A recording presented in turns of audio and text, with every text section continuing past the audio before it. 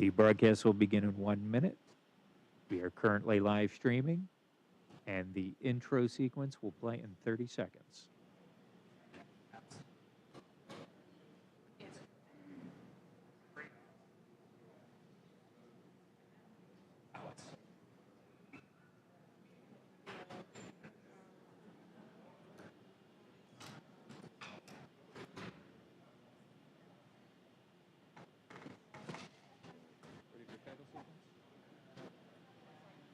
Oh, no, that's you. Oh, all right, that's right. Title sequence is playing.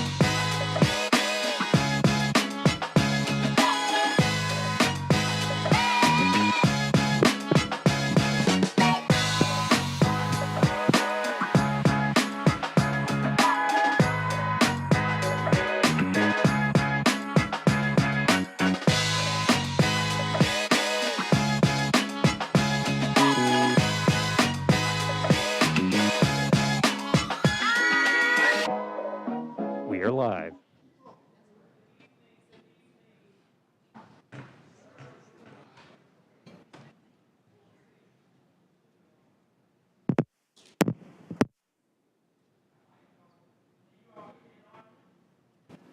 Great. All right. Stacy.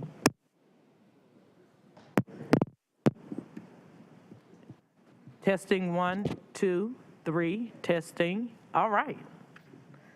Good evening, everybody.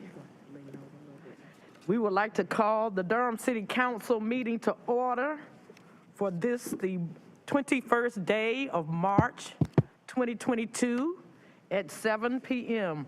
We certainly want to welcome all of you here in attendance, and we have a pretty full house tonight, so welcome back, everybody. Woo! We are back. These dupes? Yes. Duplicates or these are just, I think. Those joining us remotely as well, Okay. I would ask that you all join me in a moment of silent meditation.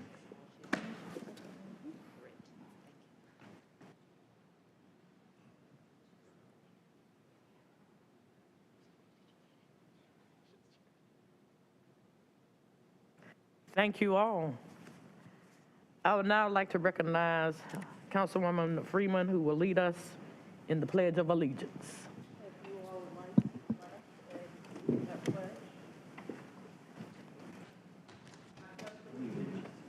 Flag of the United States of America and to the republic for which it stands, one nation, under God, indivisible, with liberty and justice for all. Madam Clerk, if you will call the roll. Mayor O'Neill, I am present. Mayor Pro Tem Middleton, I'm here. Councilmember Caballero, Here. Councilmember Freeman, Present. Councilmember Johnson, Here. and Councilmember Williams. Present. Thank you. Thank you. We now have a ceremonial item, which is a proclamation for the March for Meals Month proclamation, which will be read by Councilwoman Caballero. Thank you, Mayor O'Neill. Is the proclamation down by the microphone? Let's see. I have a copy of it here, I believe, Thank you. if you'd like to use this one. And Mr. Jason Peace, I believe, will be the recipient.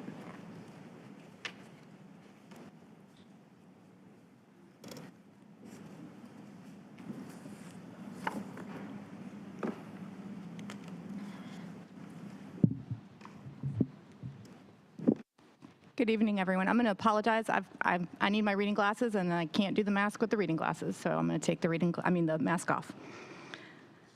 Come on. This is Mr. Peace. He is the fantastic ED of Meals on Wheels. Just very quickly, I had a wonderful time delivering meals. Councilmember Williams was there, and I do want to shout out Police Officer Denise Campbell, who was there this morning volunteering her time delivering meals all over Durham. It's my honor to read this pledge. Whereas 50 years ago, on March 22, 1972, President Nixon signed into law a measure that amended the Older Americans Act of 1965 to include a national nutrition program for individuals 60 years and older, and whereas for 5 decades, this landmark law has helped to fund community-based organizations like Meals on Wheels Durham. And it is still the only federal program designed specifically to meet the nutritional and social needs of older adults. And whereas this year, Meals on Wheels programs from across the country are joining together for the March for Meals Awareness campaign to celebrate 50 years of success and garner the support needed to ensure these critical programs can continue to address food insecurity and malnutrition, combat social isolation, enable independence, and improve health for years to come. And whereas Meals on Wheels Durham has served our community admirably for 47 years, and whereas volunteers for Meals on Wheels Durham program are the backbone of the organization. They not only deliver nutritious meals to seniors and individuals with disabilities who are at significant risk of hunger and isolation, but also caring concern and attention to their welfare. And whereas Meals on Wheels Durham provides nutritious meals to seniors that help them maintain their health and independence, thereby helping to prevent unnecessary falls, hospitalizations, and/or premature institutionalization. And whereas Meals on Wheels Durham provides a powerful opportunity for social connection for seniors to help combat the negative health effects and economic consequences of loneliness and isolation. And whereas Meals on Wheels Durham deserves recognition for the heroic contributions and essential services they have provided amid the COVID-19 pandemic and will continue to provide long after it's over. And whereas the senior population is increasing substantially and action is needed now to support our local Meals on Wheels Durham program through federal, state, and local funding, volunteering, donations, and raising awareness to ensure these vital services continue to be delivered for another 50 years. Now, therefore, I, Elaine M. O'Neill, Mayor of the City of Durham, North Carolina, do hereby proclaim the month of March 2022 as March for Meals Month in Durham, and hereby urge all residents to honor our Meals on Wheels Durham program, the seniors they serve, and the volunteers who care for them. Witness my hand this 21st day of March 2022. If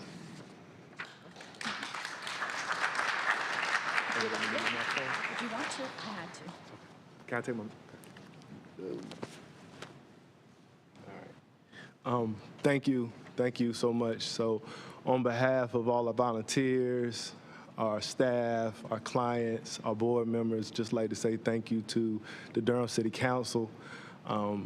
March for Meals is our month-long advocacy campaign for all the affiliates for Meals on Wheels across the nation. And what it does is to serve a purpose to bring awareness to the many older adults in our community who actually need and benefit our services. Over half of our funding comes from the government. And in this celebration of the Older Americans Act, it wouldn't be possible without that. And so, you know, if there's anything that I want to leave you guys here with, it's probably 2 things. One is to get involved, and you can get involved by donating your time, your talent, or your treasure. That's most important, I think. And then 2 is just not to lose sight of our older adults in the community. Like, because none of us would be here without them. So you don't get here without the folks that came before you. And so for me, personally, it's just an honor to be able to be back in my hometown, to be able to give back to a community that gave so much to me as I was growing up. So I would just urge and kind of champion everyone here to think about it and to not lose sight on helping one another, and particularly our older adults who sometimes are often forgotten. And, you know, if you need any more information in regards to how you can help, please go to our website at www.mowdurham.org. Thank you.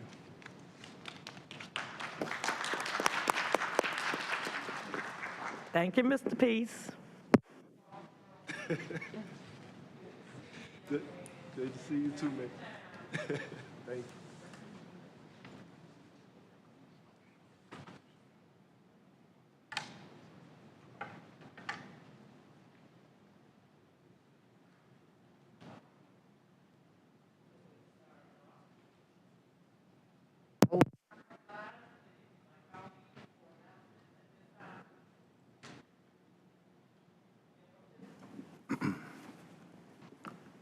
Good evening, Your Honor, and to my honorable colleagues and to all of our residents and citizens and friends watching. Wherever you may be tonight, it's good to be here to conduct the people's business. Madam Mayor, just a couple of things, maybe 2 or 3 things very quickly. I want to report that we being Councilmember Williams and Councilmember Freeman and I had a wonderful trip to our nation's capital, Washington, to participate in the National League of Cities, Congressional Cities Conference, where leaders from all over our country, local leaders, mayors and city council members have opportunity to meet with our federal elected officials and cabinet members and others. The president dropped in on us on Monday, and then the Speaker of the House dropped in on Tuesday, and we had opportunity to have audience with a number of cabinet members and undersecretaries and federal officials, all to talk about how we can make life better for our cities, and particularly how we can leverage and fully exploit in a good way the money coming down the pipeline, particularly for infrastructure and ARPA money. Also had an opportunity to have meetings with representatives on Capitol Hill, both Democrat and Republican. One of the cool things about being a local elected official is there's no D or R on the road. There's no D or R on the stoplight. When you call 911, it doesn't matter what the political affiliation of the responder is, the firefighter or the emergency medical technician or the officer. You want help. And that's what I love about local politics is we get things done. So we were able to have, I think, substantive meetings with our Senate. Senator Burr gave us a good amount of time. We met with Congressman Price and other federally elected officials to talk about ways that Durham can benefit. Councilmember Caballero, I thought about you because one of the conversations I was able to attend was about ARPA funds, and one of the things that I at least had not thought about, but I know is important to you and you've championed, was using some of our ARPA funds to make solvent and buttress our water emergency fund, those who need help when they're having hardship with their water bills. I had not thought about that, but I had an opportunity to talk to peers who were using their money for things like that. Also, Madam Mayor, in your absence, attended a meeting of mayors for education there in Washington. And many of your colleagues, Your Honor, are in the same position as we are. We don't have direct control over education, but there are things we can do to partner and things we can do to create an environment that will make success more likely for our students. So I was very happy to be in that meeting and look forward to reporting to you what I learned there. And had a wonderful opportunity just to meet with colleagues from around the country who are facing some of the same challenges we are exiting out of COVID and this pandemic. And I want to thank Councilmember Williams and Freeman both as well for being fully engaged while we were there. Secondly, we are in the process of filling one of these seats that belongs to the people of the city. These seats ultimately are on loan to us. They don't belong to us. They belong to the people of the city. And we approach this process with a great deal of pause and realization how sacred an obligation it is to fill one of these seats. I just want to remind folk that the application period is still open and will close this Friday, March 25th.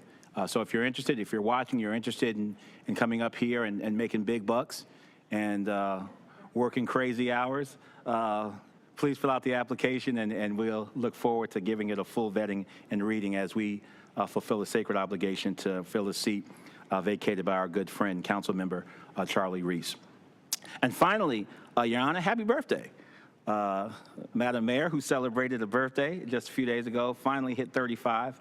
So we in holding. So we certainly, on behalf of the city, want to wish you a happy birthday and hope you're continuing to celebrate. And we pray and wish you many, many more. Thank you, ma'am. Thank you so much. I'm 35 and holding, everybody. 35 and holding. But no, actually, I turned 60 on Friday, and I'm glad to reach that milestone. So thank you. And thank you all for holding it down in D.C. I'm traveling next week for the city, and I think Councilman Williams will be traveling as well. And I think Councilwoman Freeman will be traveling as well to Florida. So I opted out of this trip, and Mayor Pro Tem, of course, you know, he's already ready and he's stands able to handle things. So we'll be traveling next week, and thank you all for holding it down in D.C. for us. Are there any other announcements? Councilwoman Freeman. Thank you, Madam Mayor. I just want to thank Mayor Pro Tem Middleton for that overall coverage of the National League of Cities trip. I just wanted to take a moment and congratulate you, as I understand you'd had a welcome addition in the family. And I hope that you'll be taking some time to enjoy that welcome edition over the next few days.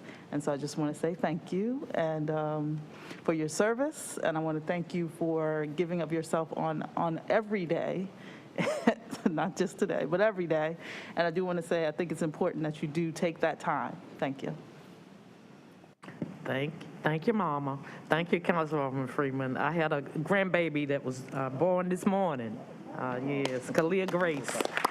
So it's been a wonderful day. Been a wonderful day. Are there any other announcements from council? Councilman Williams. Thank you, Mayor and colleagues. Just want to say, just piggybacking quickly on Mayor Pro Tem's coverage of Washington. He didn't mention the $80 Uber rides that we had to cancel because there were protests from Canada, truckers who were clogging up the streets around the Capitol. But what I can say is, with all the issues that we have going on in Durham, with all of the positives and opportunities, we are so unique across this country. I mean, sitting in a room of 3,000 people that are just like us, and when you go into a breakout room and it's maybe 200 people in there, and you get to the mic and you say, well, here's what's going on in my city, and no one can say, wow, me too. No one is experiencing the growth that we are experiencing. No one is in a unique position like we are to leverage this once-in-a-lifetime opportunity. There's a lot of commonalities that are happening across the country, but nobody is doing it like Durham. And it was such a moment of pride to represent the Bull City and to know that, with all of the things that come with us, as I keep saying, North Carolina is, we go from crazy conservative to problematically progressive. Well, we are Durham with pride. Take it or leave it. And we represent it well in D.C., and it felt good to be a part of the Bull City. So to the Durhamites out there, let's keep doing what we do. Thank you. Thank you, Recording in Councilwoman progress. Williams. Are there any further announcements, council? All right, we will next move to our priority items, and I will now recognize our city manager to see if she has any priority items. Good evening, Madam Mayor, Mr. Mayor Pro Tem, and members of the Durham City Council. I do have one priority item. It is agenda item number 8, which is the Greater Triangle Commuter Rail Study Update. Pursuant to Council's request, additional information related to the proximity of affordable housing to the station area has been provided in attachment number 3 under priority items by the city manager, city attorney, and city clerk. That is the only item I have for your consideration this evening. Thank you, City Manager Page. I will now recognize our city attorney for any priority items. Good evening. I'm Don O'Toole, sitting in for City Attorney Kim Rayberg, and the City Attorney's Office has no priority items this evening. Thank you, Attorney O'Toole. Glad to see you again tonight sitting beside me, Ms. Kim, but you are very able. Thank you. I now recognize our city clerk for any priority items she may have. Good evening, Madam Mayor, Mr. Mayor Pro Tem, and City Council members. The City Clerk's Office has no priority items this evening. Thank you, Madam Clerk. We will now turn to our next order of business, which is the consent agenda. The consent agenda consists of items that the council has previously considered in a work session. All items on the consent agenda may be approved by a single vote of the council. Items may be removed from the consent agenda by a council member or a member of the public, and those items will be considered separately at the end of the meeting tonight. I am now going to read into the record the consent agenda. Number 1, Durham City County Appearance Commission appointments. Number 2, the Audit Services Oversight Committee 2021 Annual Report. Number 3, ACRA, ACRA Fitz-Powell Affordable Rental Preservation Grant Agreement. Item 4, amendment number 1 to contract number 17648 with Moss Plus Ross LLC for communications consulting services. Item 5, Durham City County interlocal agreement for continuation of the gang reduction strategy. Item 6, resolution authorizing the virtual city auction. And item 7, contract SW-87 Bragtown Sidewalk Improvements 2022.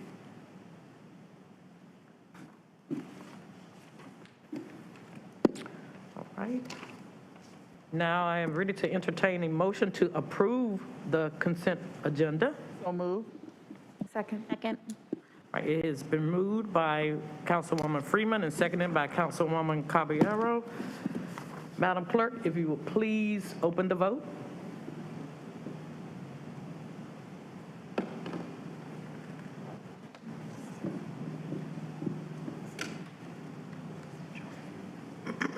Excuse me, if you will please close the vote. Sorry. Not work there? Sorry about that. Madam Mayor, the vote passes unanimously. Councilwoman Johnson, you were able to get your vote in? All right. Thank you. Couldn't find the remote. I'm sorry. Thank you, Madam Clerk. The ayes have it, and the consent agenda is approved unanimously. We now turn to our third order of business, which is the general business agenda, and we do have some public hearings this evening. The first, I'm going to read the general business agenda into the record, and then we'll take them in the order that they appear. Item 10 is the public hearing on the FY 2022-23 budget and FY 2023-2028 capital improvement plan, CIP. 11 is the Consolidated Annexation Carver Street Assemblage. And item 12 is the consolidated item, TROSA Main Campus Expansion. And we will start with item number 10, which is the public hearing on the FY 2022 budget and FY 2023 through 2028 capital improvement plan. And we do have several speakers for this item. Good evening, Mayor and members of council, residents of Durham. I'm John Allure. I'm the Director of Budget and Management Services. This is the public hearing to receive comments on the development of the fiscal year 2022-23 budget and 2023-2028 capital improvement plan. The city manager will present the FY 2023 proposed budget on May 16th. There will be a second public hearing on June 6th to take up the matter of that proposed budget. All public hearing commitments have been fulfilled with this item, and we are here to listen to comments. Thank you so much, Mr. Allure. We have received the staff report. At this time, we will entertain any questions and comments from council. Do you have any? Councilwoman Freeman. Thank you, Madam Mayor. Just for the point of clarity, just understanding that the comment period opens, and so from 5 p.m. today until June 21st, we will be taking public comments. And I do believe the email address was listed in our agendas as publichearing.comment@durhamnc.gov. And I just wanted to make sure I said that out loud so that folks don't think that today is the only day. That's all. Thank you. Thank you so much for that. We have a number of speakers who are in our audience this evening. I will call those names first. And then we have a number of speakers who will be joining us virtually. And I will call those names afterwards. Each person will have 3 minutes to speak. Our first speaker is Ms. Stella Adams. The second will be Ms. Danette Wilkins. The third person will be Ms. Hilda Cookie Kovich, and those persons are present here. So we will welcome Ms. Adams this evening. And you will have 3 minutes, Ms. Adams. Good evening, Madam Mayor, members of the Durham City Council. It's good to see y'all in Good to person. see you. I am here to say that, to speak to both the budget process and particularly to the capital improvement plan for 2023 through 2028. The key to budgeting and developing the capital improvement plan must be equity. And we can't just have equity going forward, but we have to address the past policy violence that this council and previous council will have done in previous budget and capital improvement plans to minority communities and in the past. So we have to drive equity going forward, but we have to address and remediate past inequities that are developing in our community. You're going to hear me say Bragtown, Bragtown, Bragtown, Walltown, Walltown, Walltown, Southside, Old Farm, Northeast Central Durham, Merrick Moore.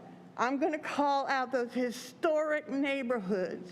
These are the people who built this city: the tobacco workers, the hospital workers, the workers at Duke, the workers that built this city, and making sure that their families have the opportunity to remain in this city as it's growing and flourishing. And that requires that you require every department work through its agenda through the equity lens that DEI office has developed. If the budget doesn't include that, then you should not adopt it. It has to be the priority, the lens that you work through. On capital improvement, transit, transit, transit. We need access to jobs. We need paratransit. I'm happy y'all got that $10 million for the bus station, but what about the bus riders having access to jobs, having bus routes in their communities? Affordable housing, we don't have affordable housing. And Durham has done more than any community in the state to try to address that. But we have to be more creative about building infrastructure, about assisting developers through gap financing vehicles, and be creative about the future. But again, a Durham that includes us all. Thank you so much. Thank you, Ms. Adams, for your comments tonight. I will now recognize Ms. Danette Wilkins. Good evening, and thank you so much for the opportunity to speak with you all today. I'm Danette Wilkins. I'll be speaking from notes because I'm feeling a little nervous, first time in this room. I'm honored and privileged to be here today to speak out against the spot shotter proposal today as the City Council develops its budget for the next fiscal year. I come here today as a public health professional working for Johns Hopkins University in social and behavior change around myriad health issues, including violence prevention and response. But most importantly and proudly, I come here today as a Black Latinx resident of Cleveland Holloway neighborhood, representing myself and some of my dear neighbors, and speaking on behalf of them and their storied history here in Durham, which is much longer than mine, a mere 5-year resident from Atlanta, Georgia. I'd like to cite the mounting evidence against ShotSpotter across this country. Most recently, the City of Chicago Office of Inspector General issued a report citing, and I quote, that use of ShotSpotter, acoustic gunshot detection technology, and Chicago Police Department's response to ShotSpotter alert notifications can seldom be shown to lead to investigatory stops which might have investigative value and rarely produce evidence of a gun-related crime. Additionally, the Office of Inspector General identified evidence that the introduction of this technology in Chicago changed the way that some Chicago Police Department members perceived and interacted with individuals present in areas where shot spotter alerts are frequent. Here in North Carolina, Charlotte, North Carolina, decided to discontinue its own shot spotter contract ahead of its end date for similar reasons. I ask that we learn from the hard and costly lessons of cities like Chicago, Charlotte, and so many others across the U.S. And I respectfully implore the City Council to strongly consider the mounting evidence against spot shotter and thoughtfully explore more evidence-based solutions for reducing gun violence in dialogue with those Durham community residents who are most directly impacted by gun violence in our beloved city. I'll be meeting with neighbors in Cleveland Holloway in the coming weeks to discuss the spot shotter proposal and welcome any and all council members to join us in brainstorming ways to invest our precious human, financial, and material resources to effectively reduce gun violence across this city. Thank you so much for your time today, and I look forward to having the opportunity to speak with you all in other areas. Thank you so much for your comments this evening. I'll now recognize Ms. Hilda Cookie Kopich. Ms. Coppedge, C-O-P-P-E-D-G-E.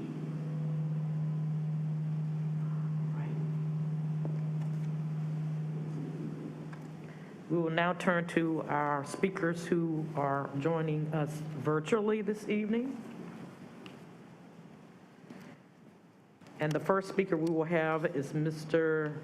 Wilson Salls, S-A-L-L-S. Each of you will have 3 minutes this evening.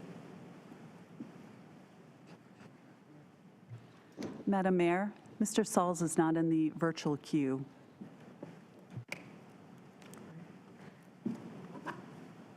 Chi Vo, C-H-I-V-O, will be the next person, followed by Ms. Laura Stroud.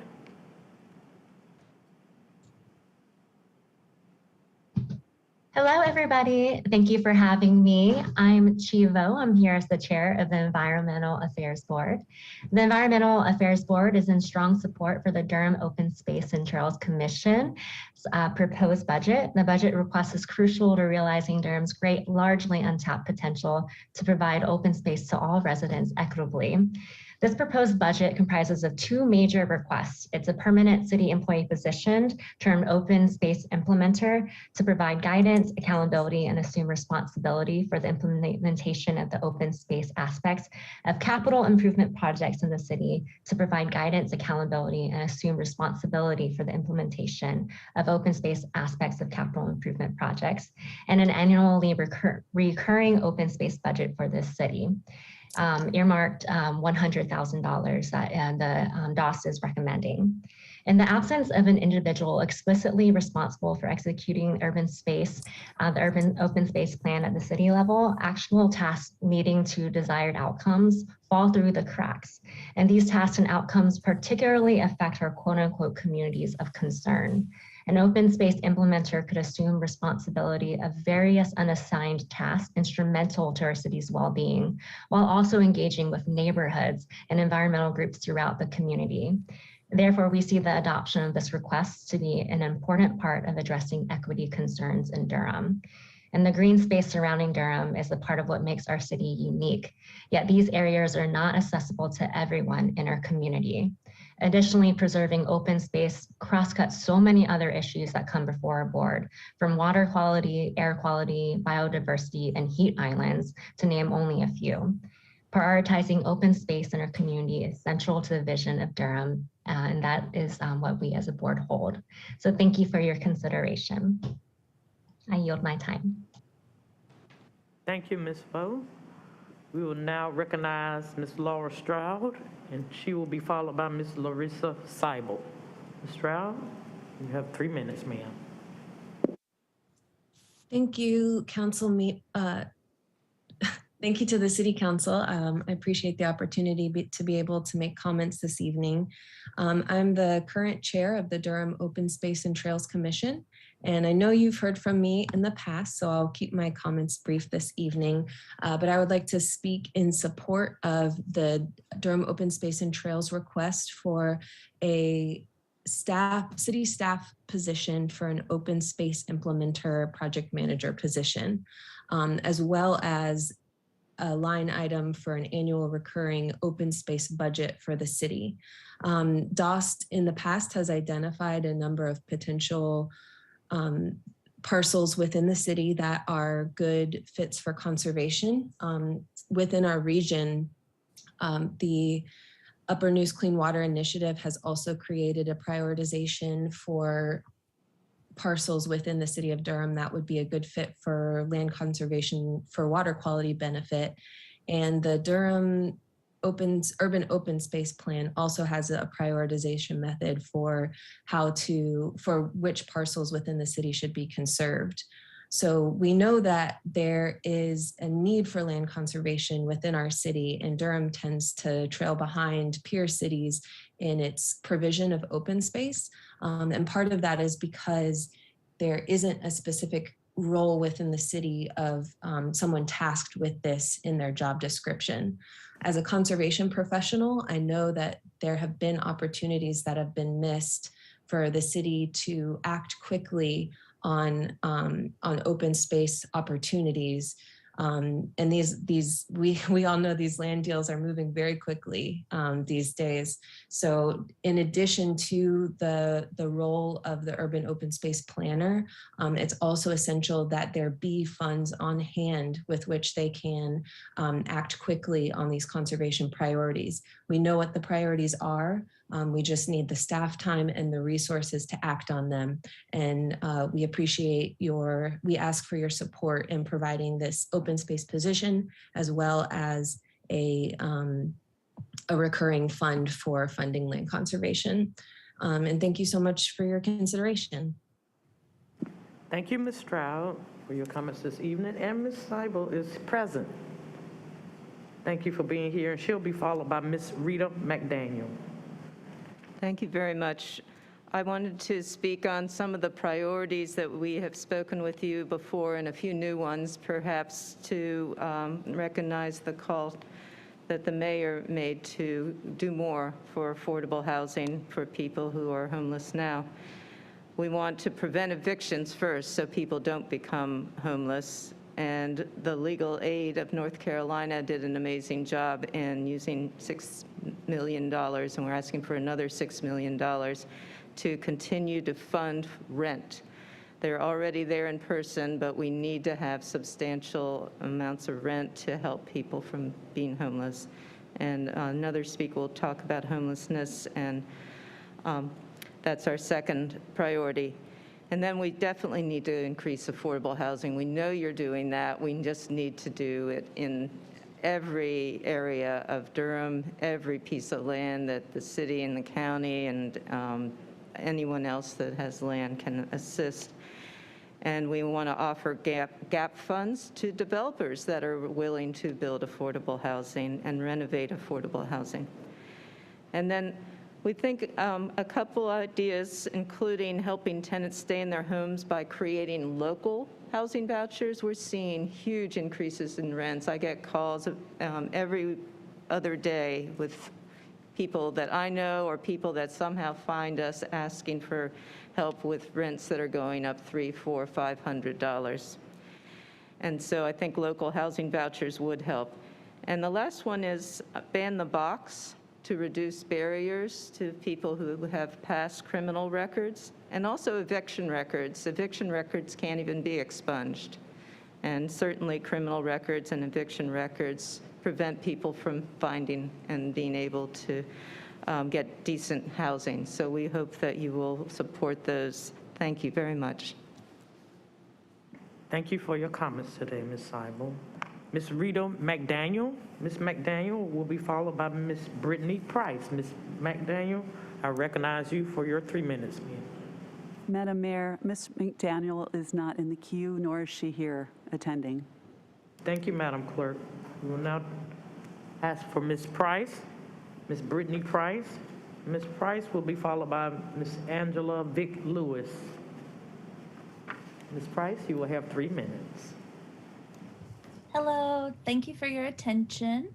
My name is Brittany Price, and I've lived in Durham for 10 of the last 12 years. And like all of you, I feel very fortunate to call this place home, and I want all of our neighbors to live abundant, flourishing lives. I'm speaking to you today to say that a shot spotter pilot, one of the items under consideration for the proposed budget, will not help us get there, and it would actually harm our city. ShotSpotter is a surveillance tool that you yourselves, when scoring it as a potential budget item, noted will not advance equity. I'm a public health professional, and I like to check out what the evidence base says about technology like this. There's not a ton of published research on ShotSpotter, but what is available shows that this technology isn't preventing gun violence, and it has no effect on health outcomes for people who've been shot. So we know that its purported immediate benefit, which is dispatching police to places where gunfire has been detected, does not help us. Furthermore, and worse, we know that interactions with law enforcement are linked to a range of poor health outcomes for any of our neighbors who are criminalized and marginalized, and particularly for Black people. Dispatching officers into our neighborhoods, especially when no one has called them, is damaging. Research shows that Black Americans who've had contact with police experience worse mental health outcomes than Black Americans who haven't. We know that for our neighbors who use drugs, over-policing, which ShotSpotter contributes to, is linked to increased overdose. And young people who've been stopped by police overwhelmingly report those experiences as traumatic and stigmatizing. The evidence shows that people who have serious mental illness are nearly 12 times more likely to experience violence or injury during police interactions than people with no such diagnosis. And I'm concerned that ShotSpotter will hurt Durham. I urge you to remove it from your consideration and allocate those funds toward resources that we know protect us. Restorative justice programs, our community safety department, and universal basic income are far better investments in violence reduction in Durham than ShotSpotter is. Improving housing, preventing evictions, and better food access are too. Durham deserves a budget that serves all of us, and I hope you'll keep that in mind as you finalize how you'll spend our money. Thank you. Thank you, Ms. Price, for your comments this evening. I now turn to recognize Ms. Angela Vick Lewis. Happy to have you here.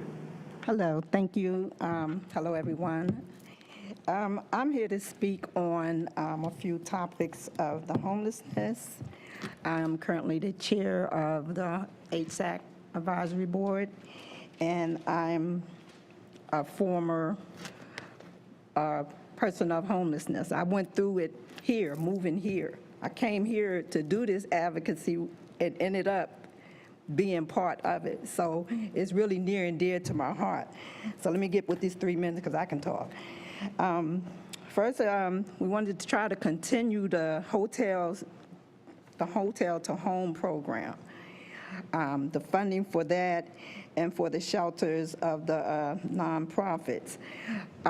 Shortly, I was trying to get some of the clients that are over there at Open Table Ministry to come in to speak their voices, you know, because I could speak for people, but it's better for them to speak their own truth.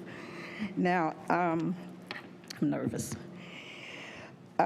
It was a gentleman that I met last week. He just came home from Afghanistan, and he was staying in the shelter because he said he couldn't get into one of the homeless shelters because he didn't sign up in time. But he was over there in the reserves. So when he came here, he ended up homeless. You know, that's crazy. This is some of the things that we're facing. And, you know, with these programs that need to have continued funding, we really need that for, you know, our clients, our families that are, you know, a lot of people from the moratorium, they ended up, a lot of people end up losing their homes on top of the homelessness that we already have in this city. So I'm just asking for continued fundings and just to put that up on the calendar as one of the things that are really important. I know it's a lot of other violence and stuff that's going on here that's really very important right now, but so is the lives of people. Like I was saying today on the thing, when you know, my dog lives better than some people, and that's crazy. You know, when it's cold outside, after they are in the shelter, if they can get in the shelter, people are in the street. you know, with the COVID, they could ride the bus all day. So you riding the bus, you sleep in the shelter on the floor, you get up, you on the bus, you bus hopping until you come back at 7 o'clock to go back to the shelter. And that's just right here, Open Table Ministry. And then all around town, you see like Tent City. People are living in the woods. And they're surviving because of those the skills that they have. They have nothing else. I'm just asking that, you know, we try to do a little bit more for our citizens. You know, I stood at this right here 4 years ago, and asked for help. And I went through some organizations, Families Moving Forward. And look at me now, I'm the chair. So this is near and dear to my heart, and I just ask that you all just please take into consideration. Thank you, Ms. Vic Lewis, for you being here tonight. Thank you so much. Thank you for being here and for your comments tonight. I now turn to Mr. John Talmadge, and he'll be followed by Mr. Austin Harper. It's our next speakers. You have 3 minutes apiece. Good evening. This is John Talmadge. I'm Executive Director of Bike Durham, local advocacy organization for sustainable transportation here in our whole city. On average, once every other day, someone who is walking or biking in Durham is in a crash on our streets. And tragically, every 18 days, someone is killed or seriously injured while walking on our streets.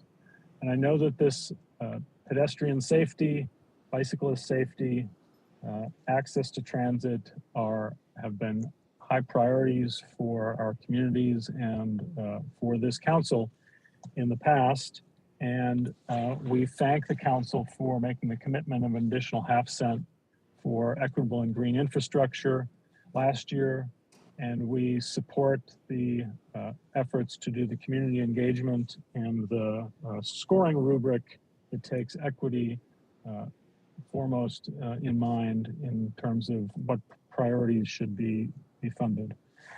What we want to talk tonight about is building the capacity of the city staff to deliver on the projects that will improve the safety and the access of Durham residents as they walk or bike or use transit around our community. And so that is funding additional positions for project management, funding additional design and engineering capacity, making sure that the salaries and benefits for key positions, whether those are project management or engineering or our transit workers, are competitive and that we can retain and attract the talent that we need to deliver these important projects and services. Includes building making sure we have adequate community engagement staff and resources to bring in the community-rooted partners that has been a practice in the past years, instead of hiring those services out to outside consultants. Finally, we want to support the continuation of fare-free bus service, but we urge the staff to begin thinking and the council to be thinking about how to continue that beyond the use of the federal funds that have come in through the various COVID packages. Once it becomes part of the local tax responsibility, there should be a strategy in place that is considered in this year or the coming year. And we would urge you to begin considering whether to increase the city manager's authority to contract for our construction projects as they increase with inflation, whether those are consulting services, engineering services, or the actual construction.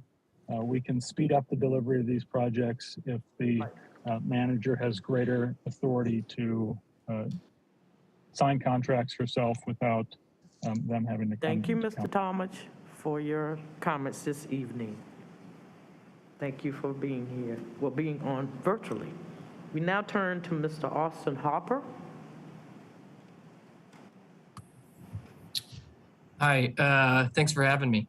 I think when I kind of look at the budget and we're considering what it should look like, I think with infrastructure and the investments that Durham is making, the reality is that speed and delivery really matters, similar to what John was saying. I think investment communicates the city's values, but it takes groundbreaking being done for any of my neighbors to know about the good work that's being done behind the scenes. I think for neighborhoods, sidewalks and investments, and I mean, it's just sad we have projects that are approved, funded, that would bless people like my elderly neighbor who's trying to walk to Food Lion, but he's not going to know anything about that until it's built, until there's groundbreaking being done. I think it's just such a direct way for neighborhoods, for people to see the hand, city council doing things and the city investing in their neighborhoods, and how empowering it can be for people like my neighbor Mark.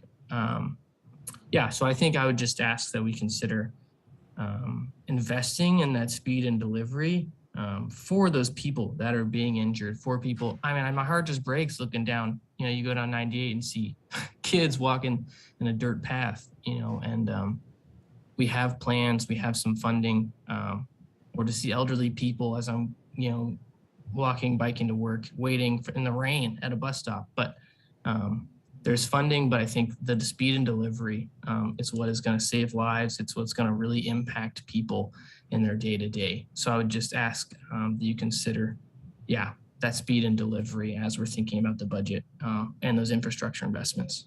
And that's all. Thank you so much for your comments this evening, Mr. Harper. I'll just take a glance at our clerk to make sure that I did not miss anyone who had signed up. All right. Thank you all for being here in attendance, who spoke tonight to our budget process, and all those who have joined us virtually. We really appreciate your comments and your participation in this process. We will now turn to the next item on our agenda, which is item 11. Will you entertain remarks from the council for the budget hearing?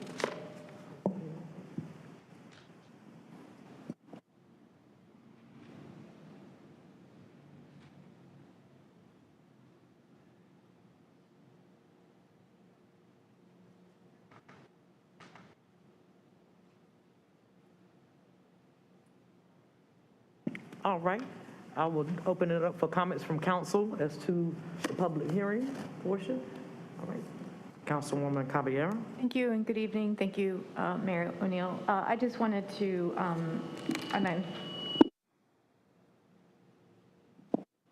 sorry, I was getting some back, and there it is again.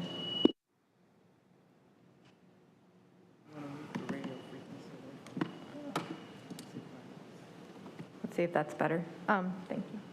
I just wanted to appreciate Ms. Vic Lewis for her comments. I had the privilege of riding around with one of our CIT officers last week. That's our crisis intervention team, and we spent most of the morning checking in on several of our unsheltered folks and some of the folks that he knows very well and are really, really struggling. And so I know that our situation in Durham is very dire. I've also spent quite a bit of time in our courthouse over the last several months observing and watching what's happening around evictions. And so I know the serious crisis that we're facing, and I just really wanted to appreciate those comments. It's something that I know we're all struggling with in the city. COVID has had, we hear that the economy's roaring, but there are a lot of folks who are being left behind. So I just wanted to appreciate her.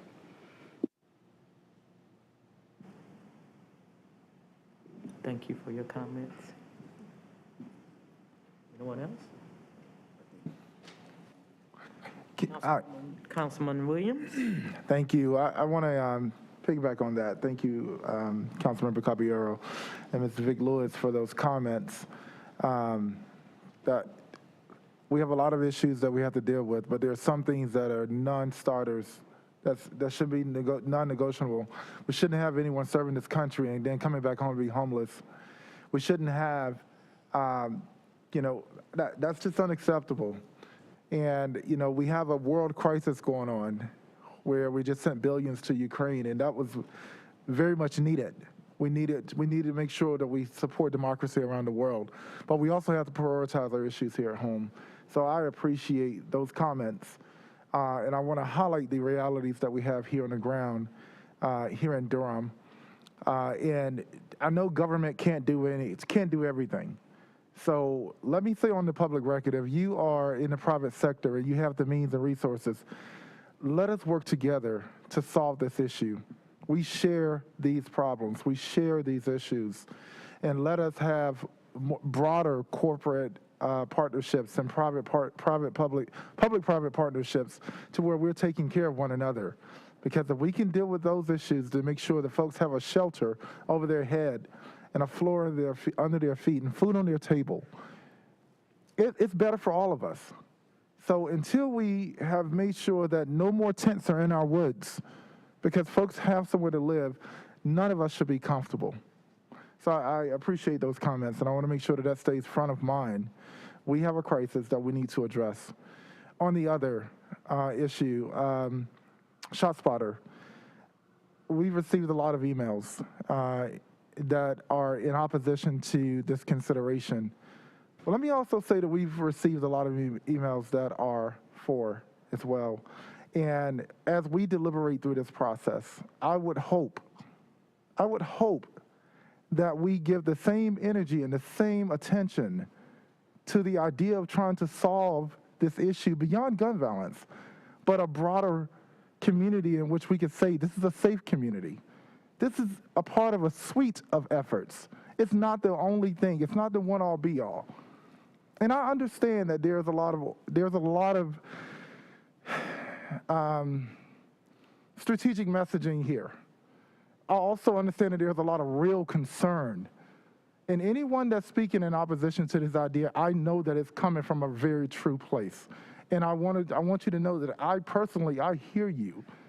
I hear you, and I'm taking your perspective into consideration as well as the people who are reaching out that are saying, don't touch my police officer, or don't touch, just do something more, please. And yes, please try that out too. You know, at least from my perspective on this, we have to take all perspectives, we have to take all options and all resources and make the best decision. And that is when we are led to ask, please consider assessing the results and not just the idea. We've made decisions, there were decisions made before even I was on council that didn't get this type of pushback. And now here we are, we have a lot of data and a lot of perspective on something that we haven't even tried yet. And none of it is in Durham. When this was proposed, when I had to hear it, I didn't hear this is going to be the thing that's going to solve gun violence. I heard multiple scenarios. So I'm speaking to those who have, I'm speaking to those who are actually in support and in opposition equally. Give us a chance to try this. There are people who are for, there are people who are against. And if it works, it works. If it doesn't, we're going to try something else. But I do know that we have folks right now that are asking for help. They're asking for help. So I'm not downplaying this. I just want to say, let us have a chance to try something that works. This is not the only bad technology. This is not the only good technology. But give us a chance to try it. If it doesn't work, hold me accountable. Hold me accountable for trying. And I'll leave it at that, Mayor, but I do appreciate the time, and I just wanted to let folks know, in support and in opposition, I hear you. And this is part of an overall suite of efforts. Thank you. Thank you both for your comments. Are there any others? Mayor Pro Tem? Thank you, Madam Mayor, and I want to thank all of the residents and citizens who participated in this discussion tonight. This is what it's about. This is the nuts and bolts of our democracy. This is how it works. We come together and we debate vigorously and rigorously, and then we craft something that comes out of that debate, and then we move on and we try and get it right and do better the next time. I do want to say to all who are watching our discussion tonight, anytime, any place, I'll be more than happy to show up. I accept any invitation to come and talk about ShotSpotter or anything else any citizen or resident wants to talk about. I'll say this. One of the things I've asked happened in this process is that the CEO of ShotSpotter is going to come to Durham, and I want him to catch all the smoke and bring his team, and I want him to stand in front of us and take the scrutiny and answer the questions, because quite honestly, one of the things I think this debate has suffered from on both sides, on whether you're for it or against it, is confirmation bias, and as cherry-picking examples and studies and data. There are currently over 100 American cities that deploy this technology. Some of them are more progressive than Durham. They're lapping us when it comes to marijuana. They're lapping us when it comes to LGBTQ rights.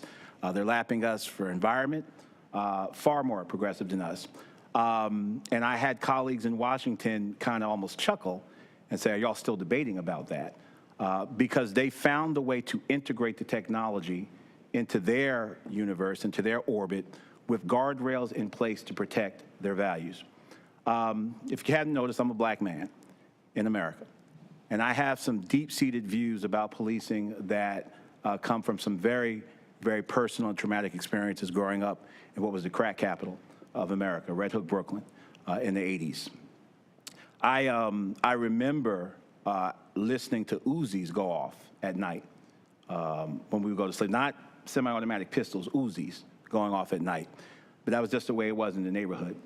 I also remember waking up in the morning, one morning, and going through Coffey Park on my way to school at PS 58 and seeing a body in the park, covered, and folk surrounding him. But that person had bled out. Someone actually did get shot in the night. When ShotSpotter was first proposed, it had nothing to do with lowering the amount of gun violence. It had nothing to do with retrieving shell casings. It had nothing to do with getting there in time to catch bad guys. It had to do with saving lives. It had to do with sending help when people need help. Every morning, I push buttons in my home, and I leave my home, and those buttons I push will dispatch police whether I call them or not if something goes on, because my home is being monitored, my home is being surveilled. Many of you do the same thing. I am hard-pressed to understand how sending police when gunfire goes off is a threat to our democracy. Sending police when gunfire goes off is not over-policing. Stop and frisk is over-policing. Setting up checkpoints where black and brown folk frequent and our Latino brothers and sisters go to church or shop is over-policing. Stopping vehicles for minor equipment infractions, mainly in black and brown neighborhoods, is over-policing. This technology, as I said, is being used in over 100 cities, and we tend to focus on Charlotte, and we tend to focus on Chicago, and quite honestly, some of the things we say are wrong, just plain wrong. Charlotte is actually reconsidering getting the technology again, because when it was first deployed, it had to do with the structure they deployed around it to respond to it. Because you know what happened? When those sensors went hot, we confirmed what we knew. And that's black and brown people are subject to incredible amounts of gunfire every night, and children are jumping in bathtubs when it's not bath time. It's almost like if we don't document the problem, then we don't have to address it. And everything else that we've talked about in this city, expanding violence interrupters, spending money on root causes, we're doing them. We're doing them. Some of us that have proposed ShotSpotter have been the champions of proposing those other interventions as well. You know, we had a big petition and a big referendum. It's called an election a couple of months ago. And the people of the city did not reject the ideas of folk who are against ShotSpotter. What they rejected was one group thinking that only their ideas were worth trying. What they rejected was zero-sum game. What they rejected was an either-or approach. What they said was, do everything you can that comports with our values. And finally, if we want to put up evidence or talk anecdotally, ShotSpotter absolutely has saved lives. In the city of Wilmington last year, the mayor handed out awards to officers who responded to a ShotSpotter alert, and when they got there, you know what they found? They found a body. They found someone who was bleeding out, and they were able to administer aid to that person. This wasn't about shell casings. This wasn't about catching a bad guy. This wasn't about getting there in time to make a TV-type arrest. This was about when someone needs help in the middle of the night, someone will come to see about you. That was the animating proposition for ShotSpotter. It had nothing to do with saying we're going to reduce violent crime. And by the way, if I pull out evidence or pull out instances where unarmed mental health responders were hurt or killed when they responded, are we going to stop trying it in Durham? Is there anyone that really thinks that if we pull out an instance where that has happened to an unarmed mental health responder, that we're going to scrap the whole program? No. No. We lean in on what we agree with, and we push back on what we disagree with. And I'll put this to you, and then I'll stop talking about this. I really want this to be a pilot in the truest sense. And by that, I mean I want the data. I want Durham-specific data points. I'm a local elected official. I'm not running for Congress. I'm not trying to make the honor roll of some national organization. I can't govern based upon a composite of policing that takes the worst of the LAPD, the Ferguson Police Department, the Rampart Division of the LAPD in the 80s, smashes it together, and then treats the Durham Police Department as if that's the composite, if that's what it is. I have to govern based upon Durham statistics and Durham data. I believe in science. This is the city of medicine.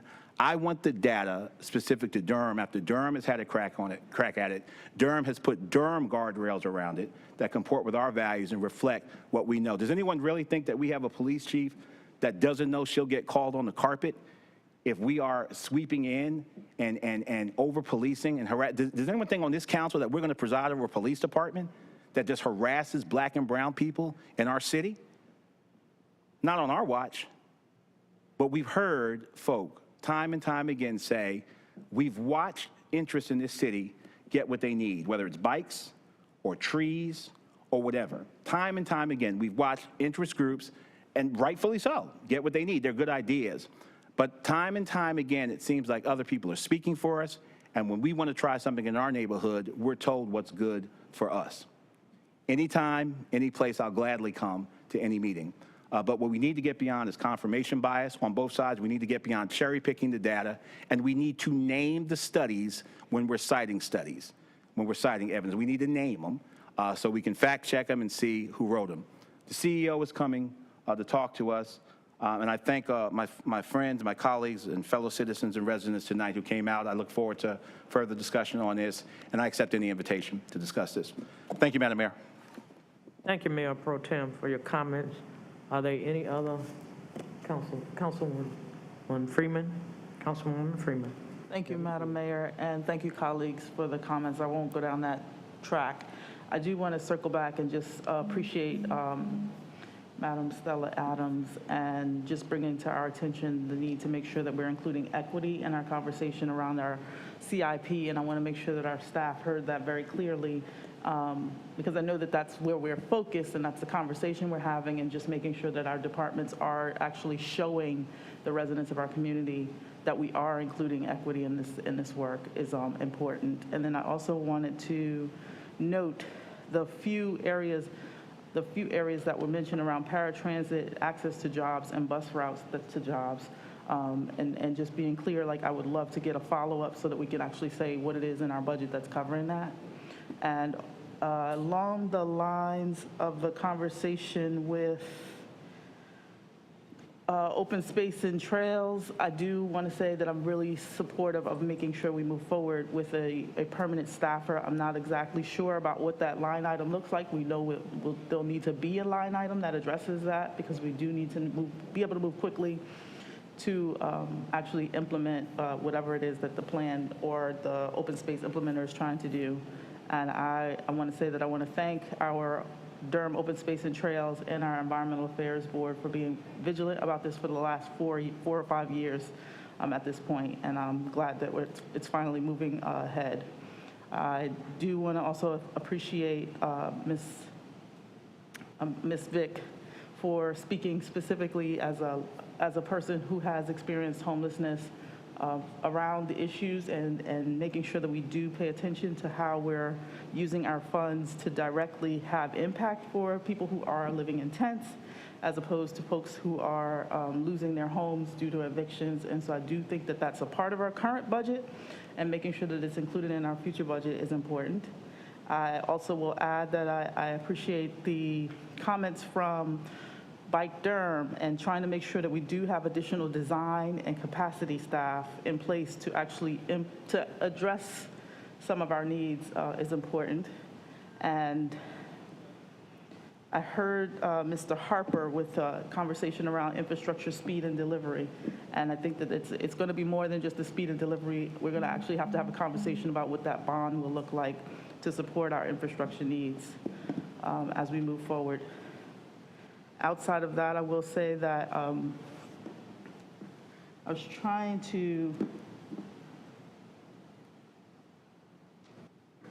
nail down a few other details, but I really encourage folks to continue to engage in this process. As I mentioned, this is the first night that the public hearing is open, and I know that there are others who have comments.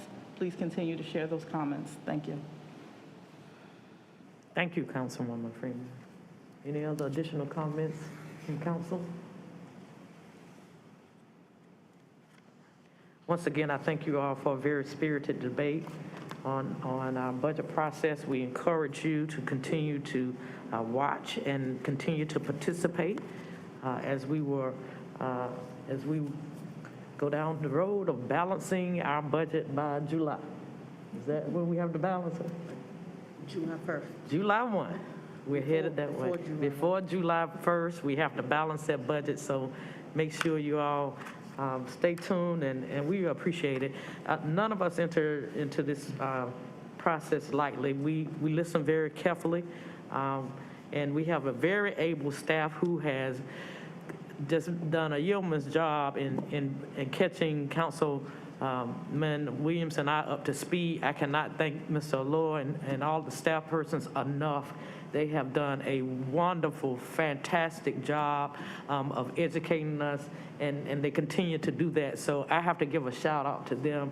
I still continue to tell you all that we have a very well-run city, and please, please appreciate our employees who work so very hard in making sure not only that they're answerable to your questions, but they're also answerable to us, and they're catching us up to be able to answer better questions. So thank you, City Manager Page and Don O'Toole, our attorney who's sitting in tonight, and to Mr. Allure and his staff. Thank you. Forever grateful for all that you do.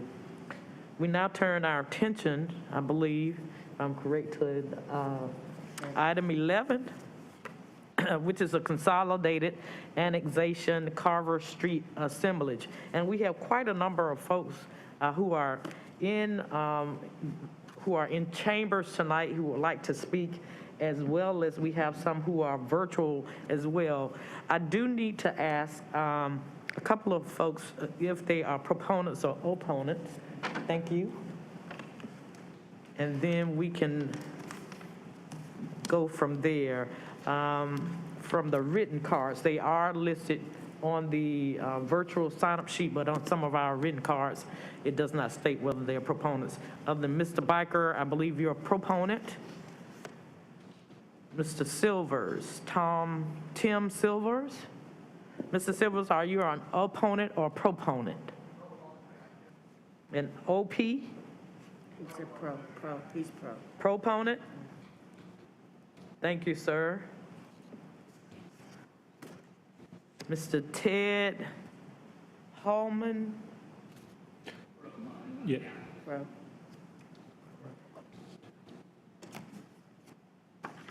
Ms. Vanessa Mason Evans, I believe you're also signed up on the virtual, but Ms. Evans, you are here in person, and you are a proponent, correct?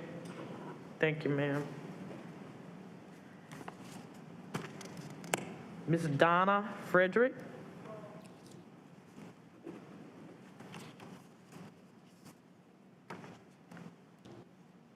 Ms. Yvonne Orozco Gomez? And please forgive me if I mispronounced your name. I apologize in advance for that. We also have Ms. Anna Maria Arias Salazar. P-R-O. Thank you. And we also have Ms. Stella Adams. All right. Thank you so much.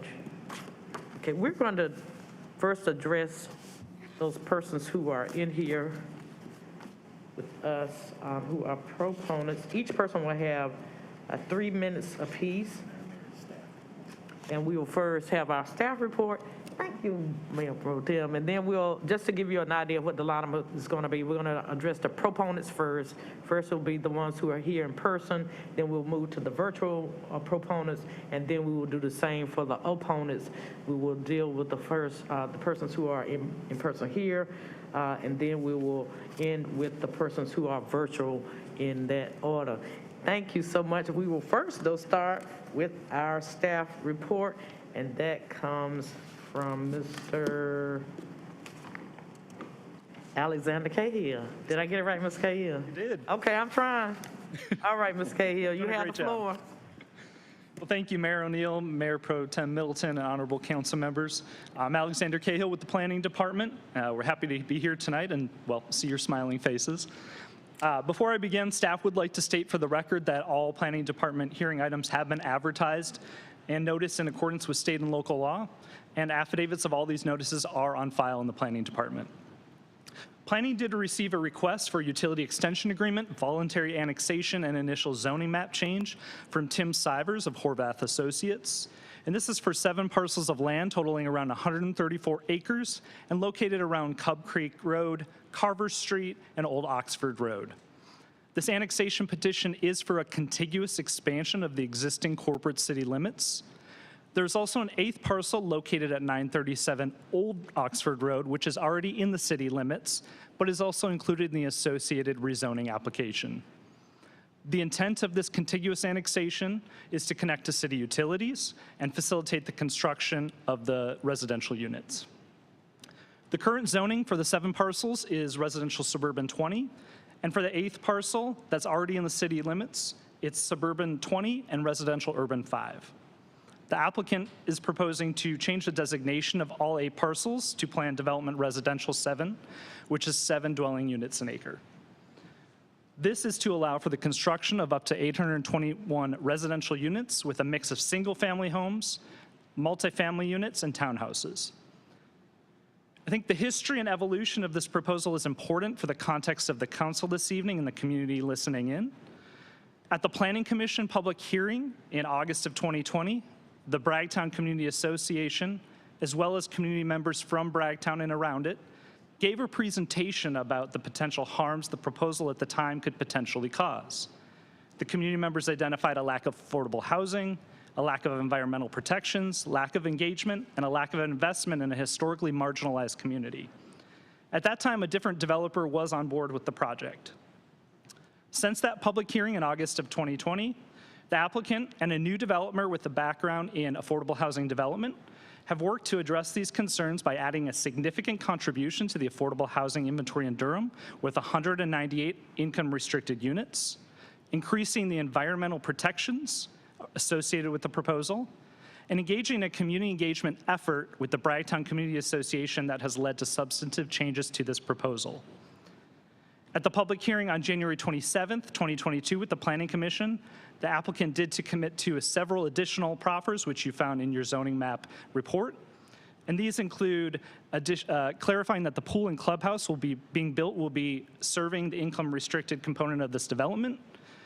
We'll also ensure that no trees are being removed in the floodplain. There's a new design commitment that at least 40 units will be alley loaded. And text commitment 23, which provides a 150-foot stream buffer along the stream, along the northwest portion of the site, which is in excess of the ordinance. As a reminder for the council, 3 motions are required for this application this evening. The first is to adopt an ordinance annexing the property into the city and entering into a utility extension agreement with the city manager. The second is to approve the zoning ordinance. And the third is to approve the consistency statement. Thank you very much, staff and the applicant team, as well as the chair of the Bragtown Community Association are here this evening. Thank you so much, Mr. Cahill. You have heard the report from staff, and I'm now going to declare this public hearing open. First, are there any questions for staff from members of the council? Mayor Pro Tem.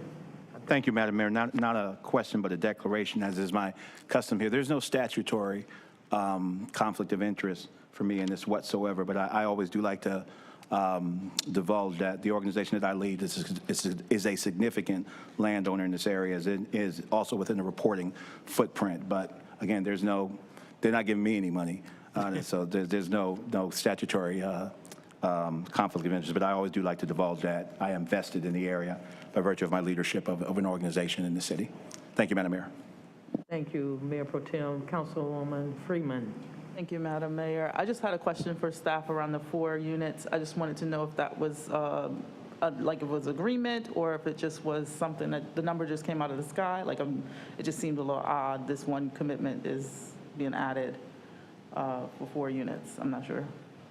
Just to clarify, Councilmember Freeman, are you talking about the 40 alley-loaded units? 40, gotcha. 40, yes. I think the applicant just could speak to the number of the units, but it is 40. Thank you. Any other comments or questions from council? Seeing none, we will now turn to our public speakers. Mr. Attorney Patrick Biker, you will be first. We are starting with our proponents. Each will have 3 minutes apiece, and Mr. Biker, you'll be followed by Mr. Silvers. You may proceed, sir. Mayor O'Neill, Mayor Pro Tem Middleton, members of the City Council. I'm Patrick Biker with Morningstar Law Group. Mr. Sivers and Mr. Heilbrunn will be yielding their time to me, but I promise to take up less than 4 minutes of your time this evening. Again, members of council, I'm Patrick Biker with Morningstar Law Group. I live at 2614 Stewart Drive. I'm here tonight representing Kelly Development for this agenda item. Again, our team consists of Tim Sivers, the president of Horvath & Associates, which is our site design and engineering firm, and then Ted Heilbrunn is the principal with Kelly Development Company, which is one of the leading affordable housing developers across the Carolinas. This agenda item represents what we believe is the largest rezoning for a mixed-income, affordable housing neighborhood in the history of Durham. This proposed neighborhood contains 134 acres with approximately 800 dwelling units. Of those 800 dwelling units, only 90 are single-family detached homes, 180 are townhomes, and then there are approximately 530 apartments, of which 198 are income restricted. Those income restricted apartments will be developed pursuant to a 4% low-income housing tax credit. Not only does this development contain 198 income restricted apartments, it goes above and beyond what our UDO requires in regards to environmental stewardship. Whereas the UDO requires 20% tree save, this development provides 22%, or almost 3 acres of additional tree save. In terms of open space, the UDO requires 17%, and this development provides 25%. In regards to the buffer along the North Carolina Heritage Preserve area, the UDO requires only a 20-foot buffer, and this development provides 5 times that, a 100-foot buffer. Last, the city's requirement for stormwater treatment is to capture and treat the 10-year storm event. This development will treat and capture the 100-year storm event. But that's not all. This project also will use private funding to make approximately $2 million worth of infrastructure improvements in the Bragtown neighborhood, all of which are listed as text commitments on our development plan. I want to stress for the council that these commitments for affordable housing, environmental stewardship, and infrastructure improvements came after dozens, if not hundreds of hours of community engagement with the residents of Bragtown over the past year.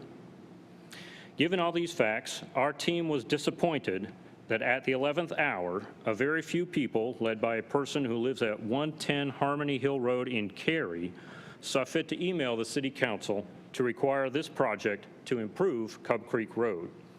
We believe this is being done in order to subsidize the redevelopment of property that was purchased less than 3 years ago.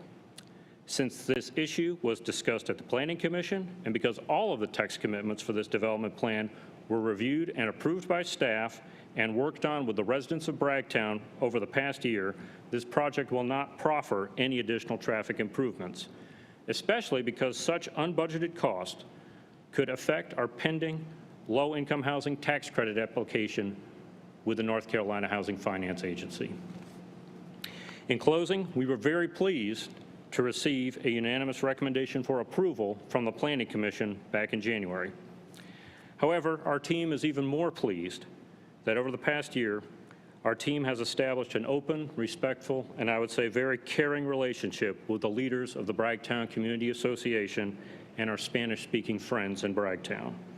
Accordingly, the council will next hear from the servant leaders of the Bragtown neighborhood, and after that, our team will be happy to answer any questions. Thank you for your time. Thank you so much for your comments. I now recognize Ms. Vanessa Mason Evans. She will be followed by Ms. Donna Frederick.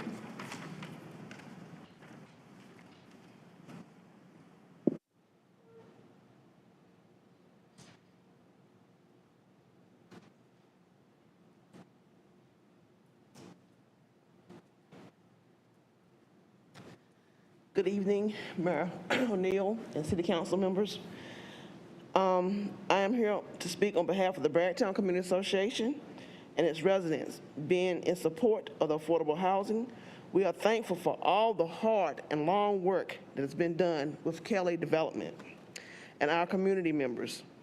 We are in hopes that this work will be a blueprint for other affordable housing developments in Durham. We are also in hopes that the City Council will support this development and gap funding for this development in Bragtown. The BCA wants to thank everyone that has been in support of the work that has happened in Bragtown. That would include the planning commissioners who voted unanimously on this development, Reinvestment Partners, People's Alliance, Durham Cares, Duke, NIS, INC, the Stadville Memorial Project, DataWorks, and so many other groups. We want to say to developers that have not engaged with us, please do so. I just learned of this development at Cub Creek last week. In my development work with Kelly Developments, who we worked with for 2 years or more, I would like to say we have never heard of this development.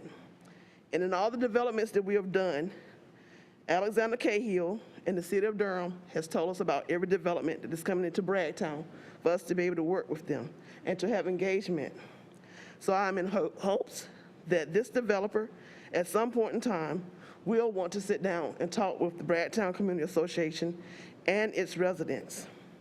Again, I thank you all for your support in making sure that affordable housing is in Bragtown as well as all throughout Durham. Thank you. Thank you so much for your comments this evening. Ms. Frederick, we recognize you, and you'll be followed by Ms. Gomez.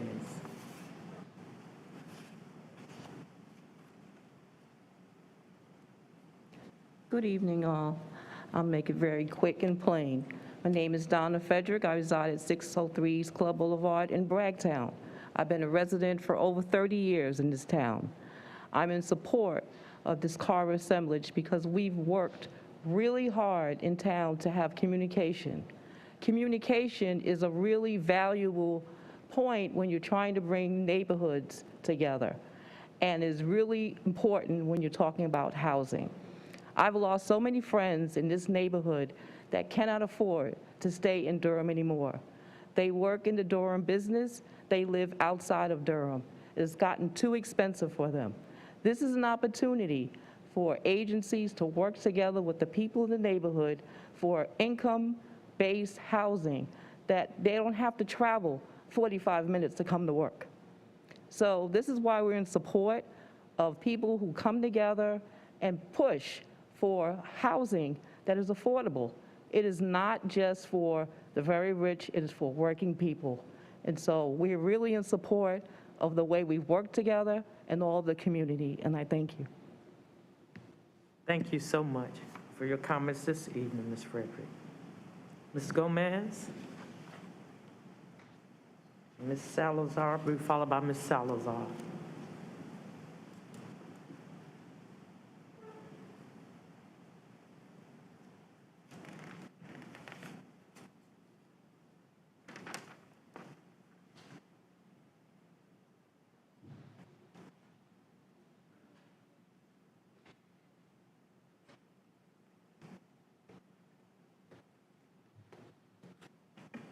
Buenas noches. Good evening. Quiero agradecer la oportunidad de venir a I would hablar like to thank you for the opportunity to talk here y representar parte de mi and comunidad to latina. represent part of my community, my Latino community. Mi nombre es Ivonne Orozco My Gómez. name is Yvonne Orozco Gomez. Tengo mi propio negocio ubicado I have a business located en el 2525 North Roxbury Street. 2525 North Road Street. Nosotros apoyamos la Asamblea de We Carver support Street, the Carver Street Assemblage ya que como propietarios de pequeñas Because- empresas as small business owners en Breakdown, at Brighttown. dependemos del crecimiento We depend on the growth de nuestro vecindario para tener éxito. of our neighborhood in order to be successful. Consideramos que Carver Street Asamblea We consider that Carver Street Assemblage traería más vecinos a nuestra comunidad. would bring more neighbors to our community. Asimismo, más clientes para apoyar nuestras pequeñas empresas. And it would also bring more clients to support our small businesses.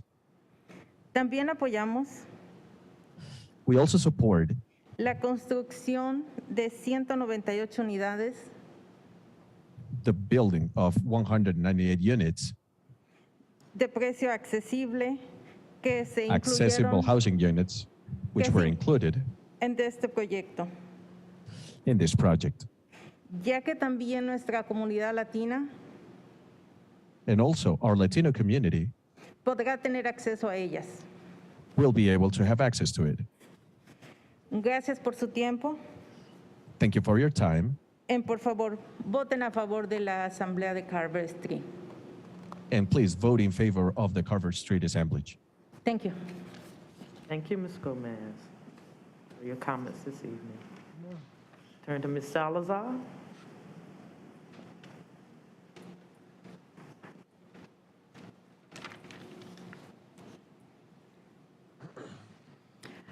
Buenas noches. Mi Good nombre evening. es Ana Arias. My name is Ana Arias. Gracias por la oportunidad de dejarnos participar esta noche. Thank you for the opportunity to let us participate tonight. He tenido el privilegio I've had the privilege de ser residente de Bracktown durante 16 años. of being a Brighttown resident for 16 years. He tenido la fortuna de ver crecer la comunidad latina en esa área. I've been fortunate enough to see the Latino community grow in this area. Muchos de los vecinos son amigos y compañeros comerciantes. Many of our neighbors are partners and also business partners as well. He sido testigo de las necesidades que ha tenido el vecindario, principalmente desde el cierre de Walmart hace más de 10 años. I've been privy to the consequences that has brought for the community the closing of Walmart some years ago.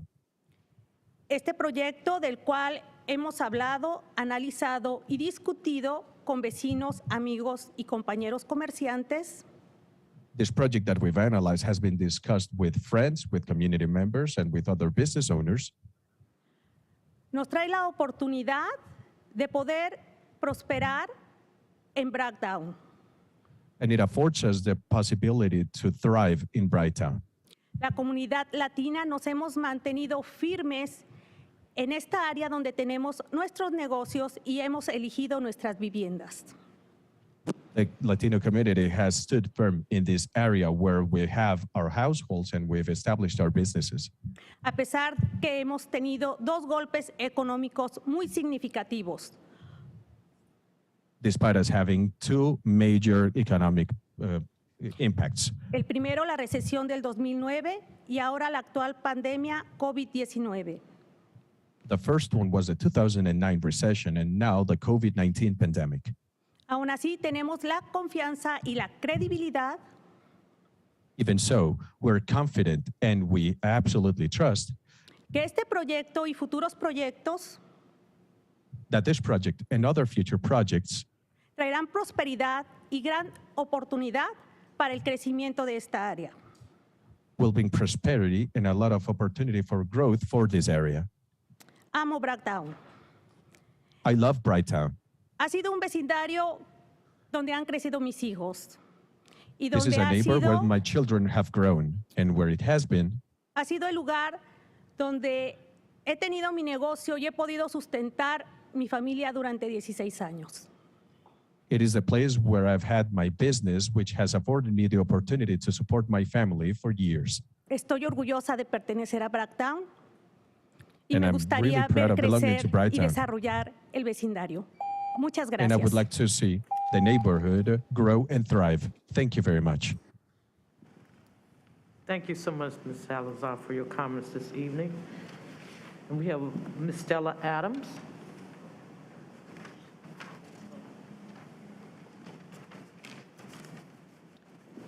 As a community activist and as an affordable housing advocate, this is development done right.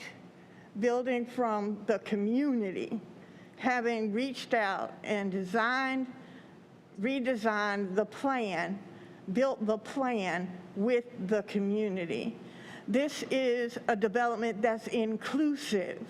While there are going to be over 800 housing units there, there's a commitment to income limited, restricted housing and 198 units of affordable, restricted income housing. That's restricted means it's going to remain affordable for our residents as over time.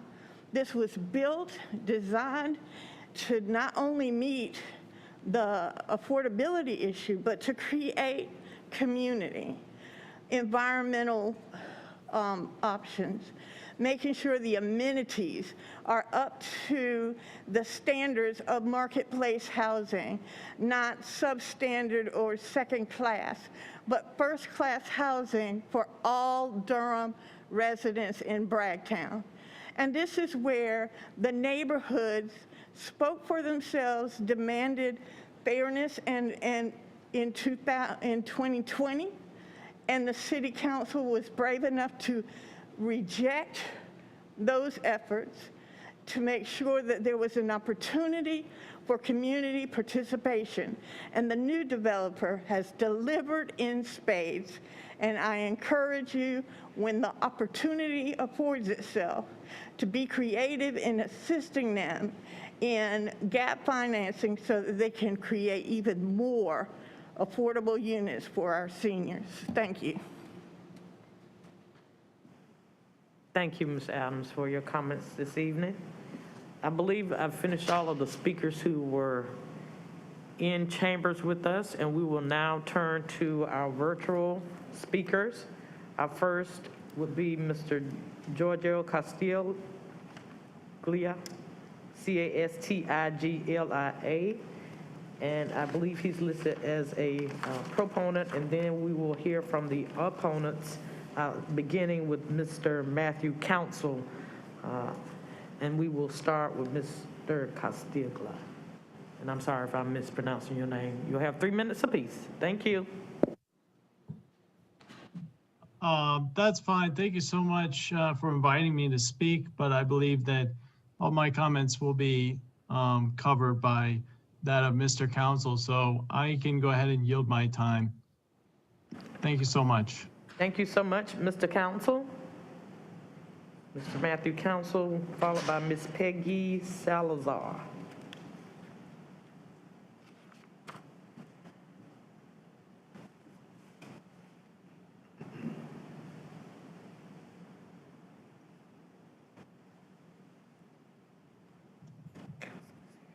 Mr. Matthew Council, the floor is yours, sir. It looks like his mic went hot, then went muted again. There he is. Good afternoon, Durham City Council members. Good afternoon, sir. We can hear you. All right. Thank you for your time and consideration. Before I get started, I did want to address the 11th hour comment. I believe that was earlier stated about the 11th hour push. I believe that was in bad taste in regards to the developer's budget. The residents of Cub Creek Road are for growth. but there has to be inclusion and equity involved in that. So during the COVID-19 pandemic, we were not kept in the loop on all of the options available to this development. So I believe this 11th hour push for opposition is warranted. But again, my name is Matthew Council. I do live at 3713 Cub Creek Road. I'm a resident and homeowner. I've been happy to call this area my home for over 30 years. So on behalf of the other residents, I will be representing 18 of the 20 properties. So I appreciate them yielding their time to me. So please, I ask for your patience because we do have a lot of concerns and I want to address each and every one of them. So beginning with this project. Mr. Council, before you proceed, I do know that Mr. Giorgio Castillo yielded his time to you, which would give you a total of 6 minutes. We don't generally allow yielding of time. You don't generally? Okay, I'm going to speak with our attorney offline for 1 second.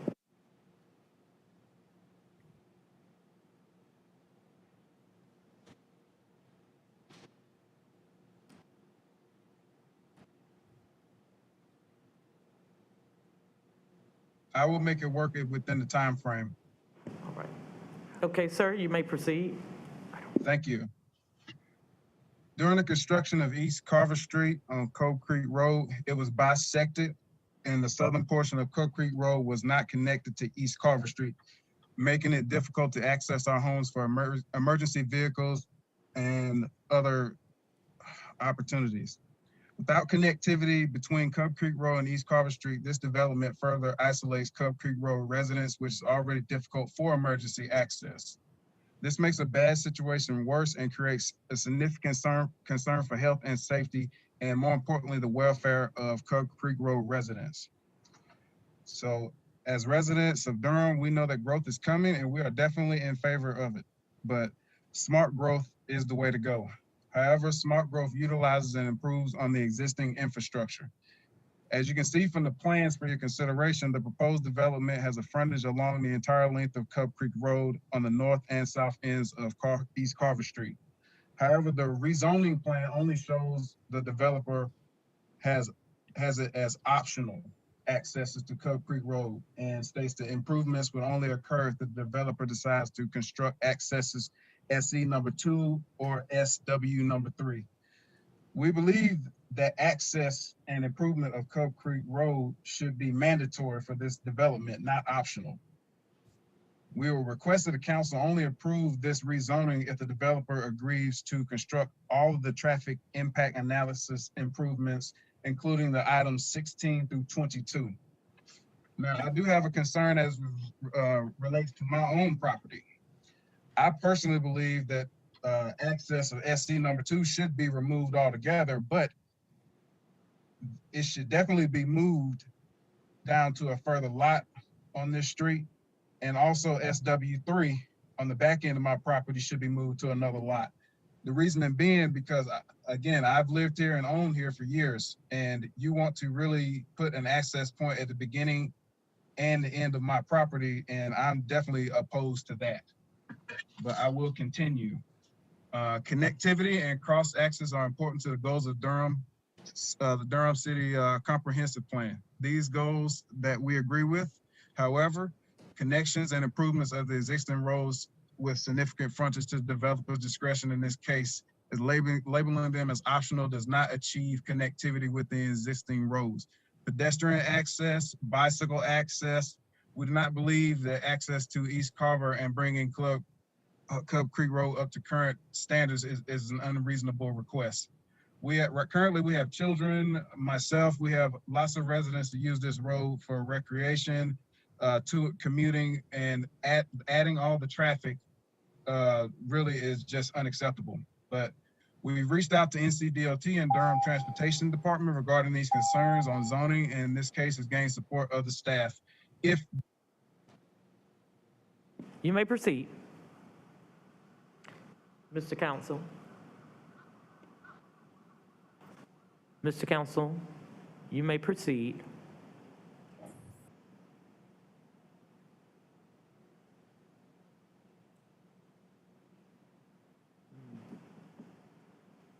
Did we lose him, Madam Clerk?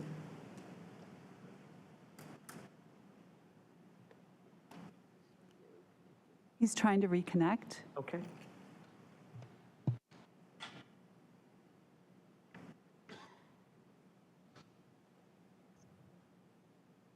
Madam Mayor? Yes, you may proceed, sir. Thank Do you, you ma'am. have any, Mr. Counsel, I want to make sure that I'm fair to both sides. When you were asking for extra time, are you indicating that Ms. Salazar, Ms. Karsner, are you speaking on behalf of those others who signed up as well? Yes, ma'am, we did collaborate, and they'll be yielding their time to me. Okay. And so you will be the only speaker and you will be speaking on behalf of, let me just make sure, it's Ms. Peggy Salazar, Ms. Karsner, Mr. Jeffrey Marchicknick, Alan Sewell, Lalit Yadav, Preeti Yadav, Victor Escobar, Alberto Servin, Crystal Sterling, Onofrio Castillo, and Tony Jenkins. Were you speaking in regards for all of those persons, sir? Other than Crystal and Salazar, those two individuals will be speaking after me. Mr. Jenkins will not speak as well? No, ma'am. Okay. I think the other side had about 15 minutes of that 15, and I think you're about at 4 minutes now. How much time would you need? And then Mr. Jenkins, Mr. Sterling, Ms. Sterling, and Mr. Castillo would have 3 minutes apiece, totaling 6. Oh, no, ma'am, I'll only be requiring about 60 seconds. All right. Okay, Mr. Counsel, go. Thank you, speak. ma'am. Just want to be fair to everybody. Thank you. Absolutely. We've reached out to the NCDOT and Durham Transportation Department regarding these concerns and zoning case, and we've gained support from the staff if these connections are made. If we were to redevelop this road, we would be actually having to fit the bill ourselves as owners and residents. And we definitely are for this growth, but we don't want to be left behind. We simply are asking for you to hold this development plan to the same standards. If you would hold us to, if we were developing our own properties. So unfortunately, again, we are having to discuss this on a public forum because it has been difficult to be kept in the loop due to COVID-19. But we have reached out to DOT, Durham staff, and the developer on multiple occasions, and definitely been responsive. Sadly, it's been difficult to be heard seriously in these virtual meetings. But our key takeaway from this council tonight is that public health, safety, and welfare should come first. And I definitely want to bring this home as being taking so much time for the other residents and representing them. We are opposed to this, but we would definitely be proposed to it if improvements was made to Cub Creek Road. That way, this road would be included in all the growth that is surrounding such a staple in this community, to be honest with you. We are just as old as some of the neighboring communities, and the new growth should include the old residences and communities. And I thank you for your time, Madam Mayor and City Council. Thank you, Mr. Counsel, for your comments this evening. Ms. Peggy Salazar, I'm just going to ask if you're yielding your time, ma'am. Ms. Cosner, if you just raise your virtual hand for our clerk to make note of that. Mr. Moran Chinnick, if you would raise your hand if you've yielded your time. Mr. Alan Sewell, if you would raise your virtual hand as well. Mr. Lalit Yadav, if you would raise your virtual hand.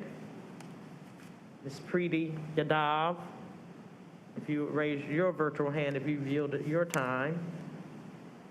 Mr. Victor Escobar, if you would raise your hand, sir, if you've yielded your time.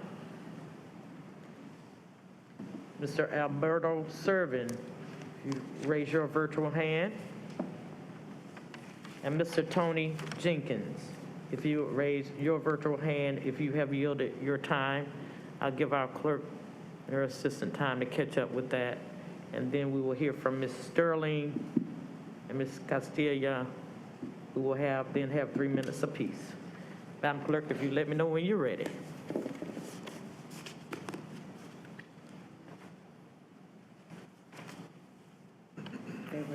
All righty. Thank you so much. Ms. Sterling, followed by Mr. Castilla. You each will have 3 minutes apiece. Ms. Sterling, you have the floor.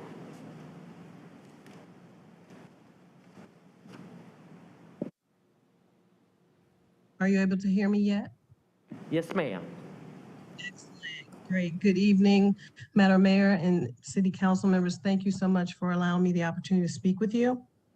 I come speaking to you as someone who moved to Durham, North Carolina, 25 years ago in 1997, and owning at 3611 Cub Creek Road for the last 16 years. Purchased that home back in 2006 and was very surprised to find out that I needed to install a septic tank system. And so I've owned this home for a long time. I worked with the state. Well, first we had to figure out who I had to go through for the septic tank system. Finally landing upon the state of North Carolina. Learned that there are policies, procedures, protocols, things that are put in place to help for the maintaining and the development of that land. I share a well with my next door neighbor. He is on the line as well. We are not against this proposal. We're not against growth. I want to make sure you all hear me on that. We are for the growth. We just need the growth to extend to us as well. They're improving upon infrastructure. They're meeting standards for marketplace housing and things like that. But yet, standards will not be met. North Carolina DOT standards will not be met on Cub Creek Road. And so we're just appealing and pleading and begging that we are included in this growth, that we don't make the outside pretty and leave the inside a mess. Because down the road, leaving that inside a mess is going to be a problem, not just for us, but for everyone. If we were to develop 1 or 2 acres of the land along Cub Creek Road, we would have to improve our half of the road or the part that we are responsible for. And so we're just asking that this developer, in their role of improving and growing in Durham and making things better, we want affordable housing, all that.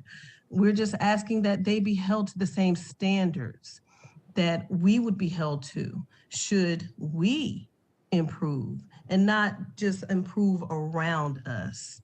And again, as Mr. Council said earlier, public health, safety, welfare, emergency access, those are all things that the developer is required to think about for that new community that will be built around us.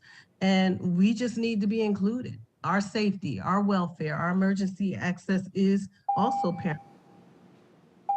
So I just thank you for allowing me the time to speak, and I hope that you all consider what I've said. Thank you, Ms. Sterling, for your comments tonight. We will turn to Mr. Castilla at this time. You have the floor, sir. Can you hear me? Yes, sir, we can. Thank you. My name is Onofrio Castilla, speaking on behalf of my aunt, Peggy Salazar, who lives at 3635 Cub Creek Road in Bragtown, and my mother, Susan Castilla, who purchased land around her childhood home in her youth with money earned working in a grocery store. Her grandfather, my great-grandfather, Ernest Johnson, built a family home and small farm there following his service in World War II, and our family lives there today.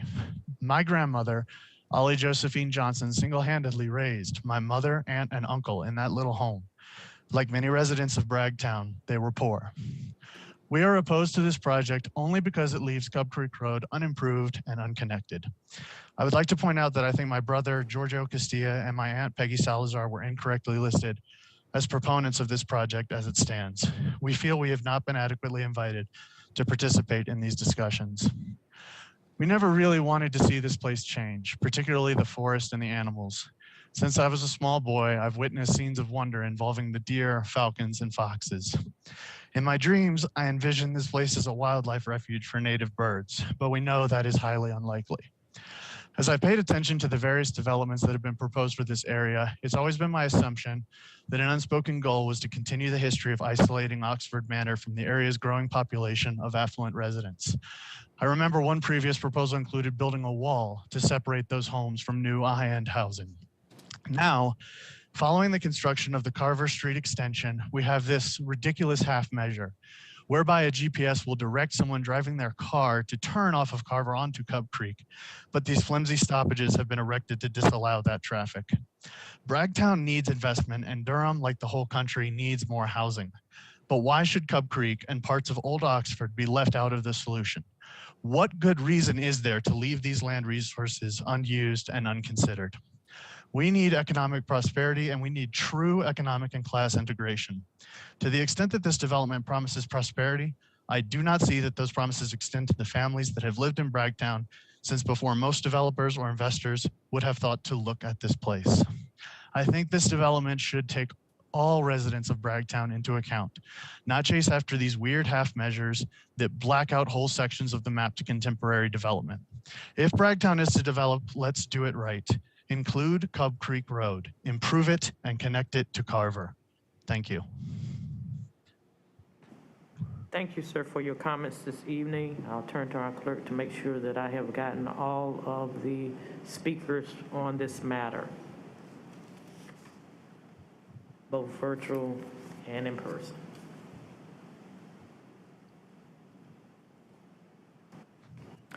I now declare the public hearing to be closed. Madam Mayor, if I might, I'm sorry. Matters back before the council. I see Alberto Servant's hand. I didn't hear, Madam Clerk, you respond, and Rebecca Painter's hand is up. Are they? Yes?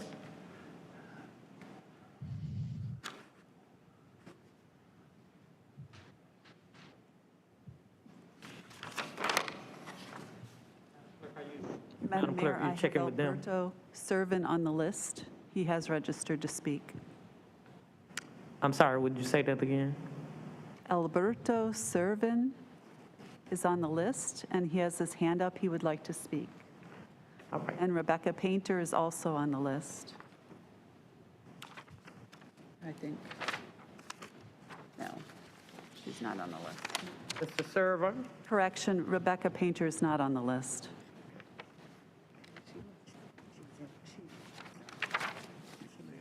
Okay. All right. Mr. Alberto Servin, sir, you would have 3 minutes.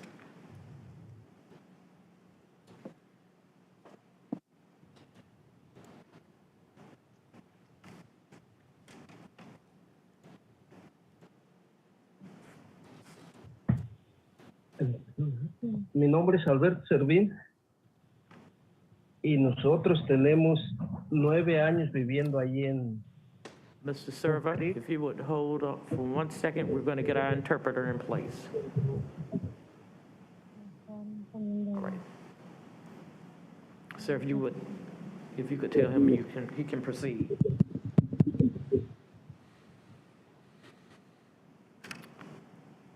He's ready now. Mr. Servant, you may proceed. Puede continuar. Sí. Sí, nosotros tenemos 9 años viviendo ahí y pues nos gustaría que nuestra comunidad creciera.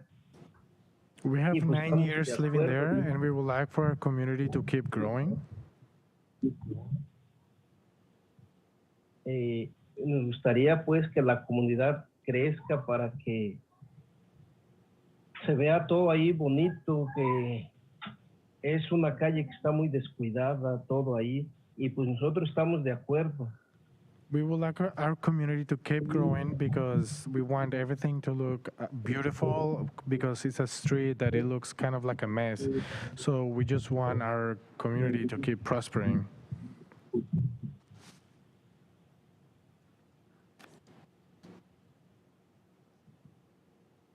pues sería todo. I think that would be all, and we're in favor. Thank you so much for your comments this evening, sir. Madam Clerk, was there another person? Ms. Rebecca Painter?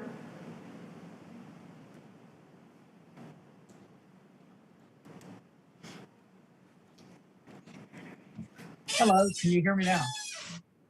Ms. Painter? Yes, you will have 3 Yes, minutes, ma'am. okay, good, okay.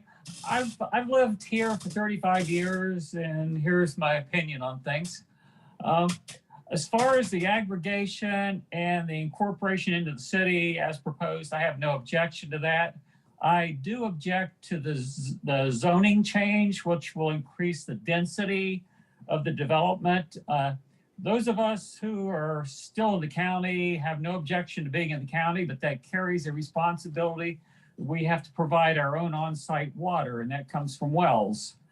In the past, when we've had droughts, the wells got pretty low. I was pumping mud once, and when it does finally rain, the rain that falls upon what is the proposed development actually shows up in our wells pretty quickly. So there's a direct connection between that surface area and our aquifer in this area.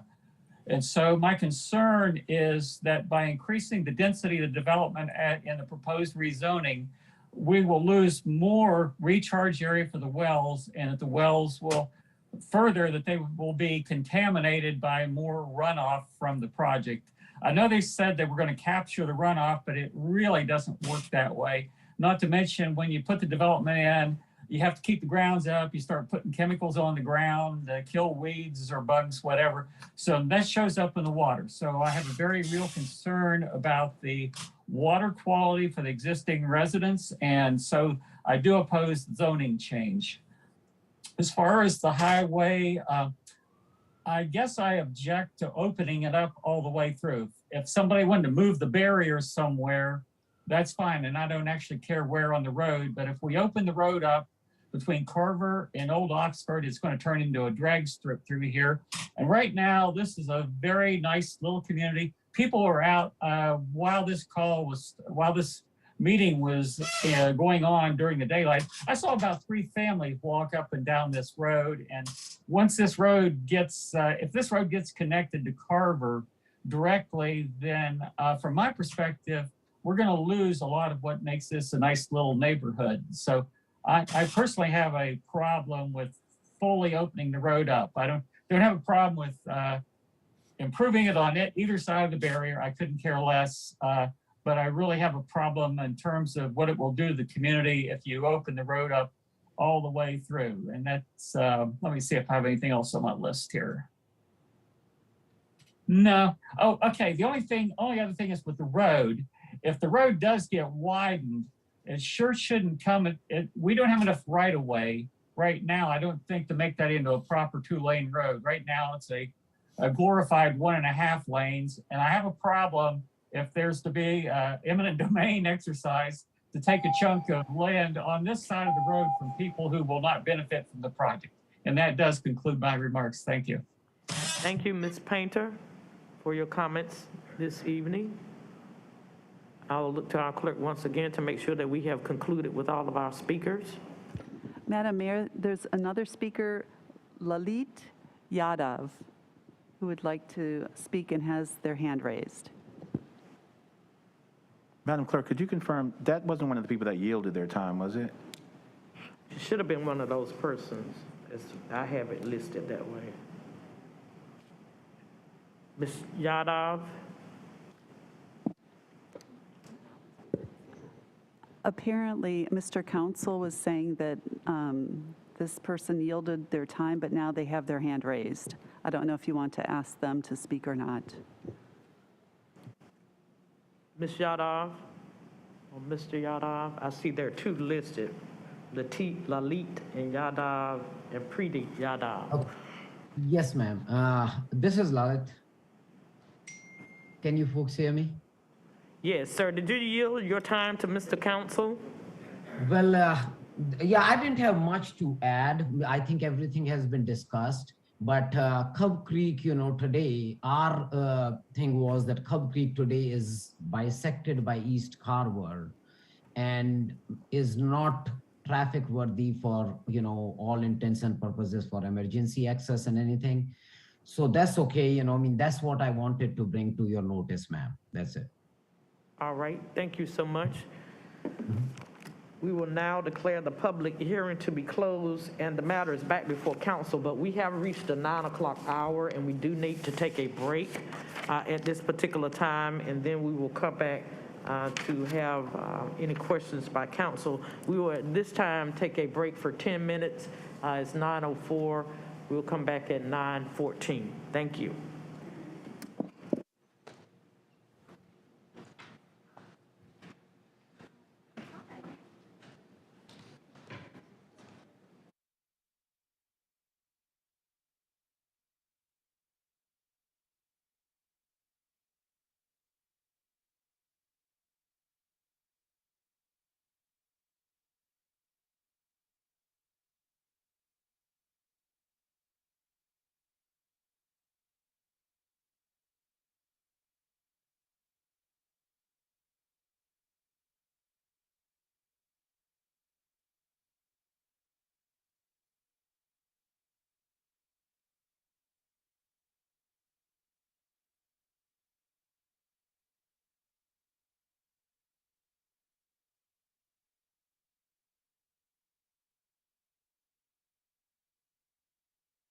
Crime, the visibility of police in neighborhoods, and how quickly police respond to emergencies. The results also show that residents think that the top priorities for the police department itself over the next 2 years should be treating residents of different races and ethnicities equally and minimizing violent crime. More information about the police department can be found at durhamnc.gov/149 and by following on social media. I was looking for an opportunity, and an old friend of mine suggested that I apply at Go Durham. The community really relies on us, on Go Durham public transportation. Well, I like driving a bus because of the friendly culture. I love it in the morning when people greet me, good morning, they give me a friendly wave, they appreciate you. And that goes a long way being a bus driver in Go Durham. Anything can be achieved here. You can come in at the bottom and you will be able to excel in fairly a short amount of time. Here, I started as an operator and I'm here now as an operator training specialist. So as long as you stick to it, you can excel. The perfect candidate that would excel at Go Durham is someone with tenacity, someone with drive, someone who wants to make a difference for their community. You have to be people-oriented, you have to be experienced, and you have to be on hands, ready to go, but with the proper training, it's just like driving a car. So as a new driver with road training, come in and you see me and I'm gonna make sure you have all the tools to succeed. They give you a lot of input and they work with you step by step. So you won't be alone in this. To anyone considering working for Go Durham, you won't regret it. Please come, please apply. We would love to have you join the Go Durham team.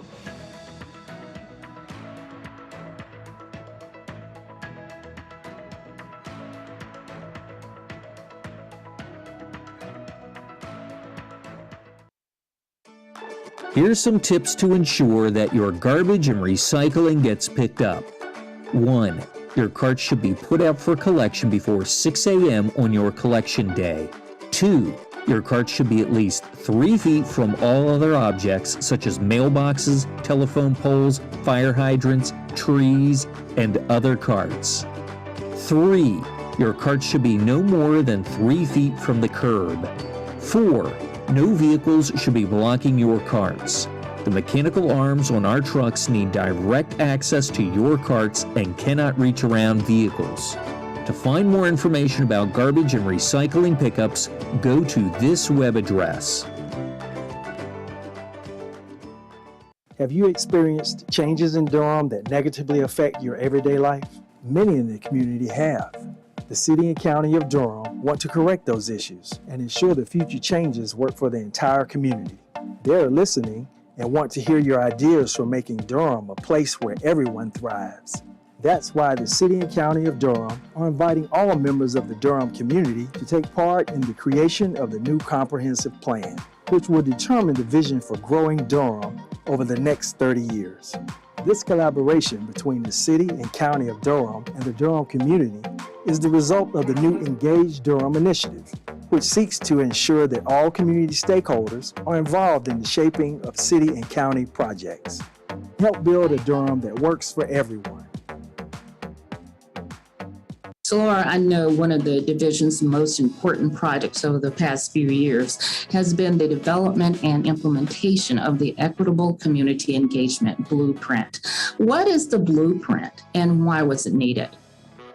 The blueprint is a document that we created about almost 4 years ago, 3.5 years ago, in response to a few residents coming to a city council meeting and asking and really demanding city council to do a better job of engagement, specifically around the Beltline project. Whenever the city makes decisions and does projects, it can have really positive impacts, but sometimes if we're not careful, it can have negative impacts. And that's where engagement comes in. It's really important to make sure that we're engaging residents to make sure that we see all sides of what's happening and can do our best to mitigate any harm. North Carolina Constitution requires that the courts be always open. We had to figure out how to protect people's constitutional rights. I ultimately decided to get vaccinated. 1, I felt it was safe. 2, I have a public-facing job. It was quick, it was easy, I had limited to no side effects. And to me, that's a fair trade-off for staying healthy. Stay up to date on your COVID-19 vaccine. Find out when you're due for your booster. Visit myspot.nc.gov.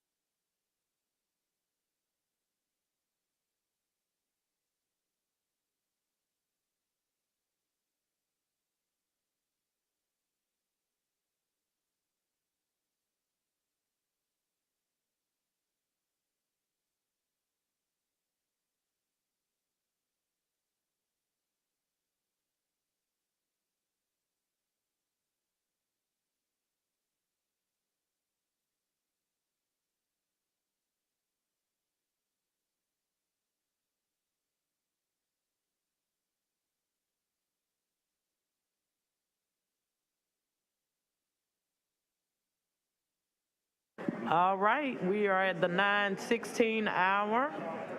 We were to start back at 9:14, so we're going to come back to order at this particular time.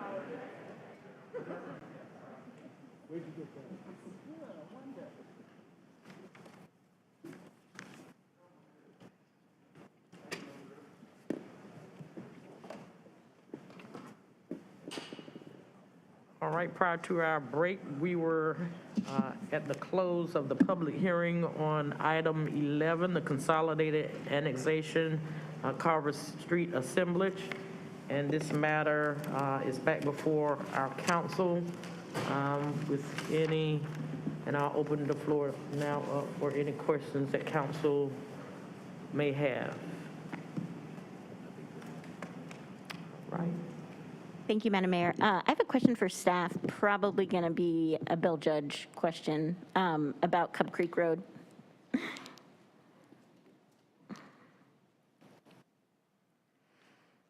Hi, thank you. So can you just tell us a little bit more about why the developer is not required to develop Cub Creek Road as part of this proposal?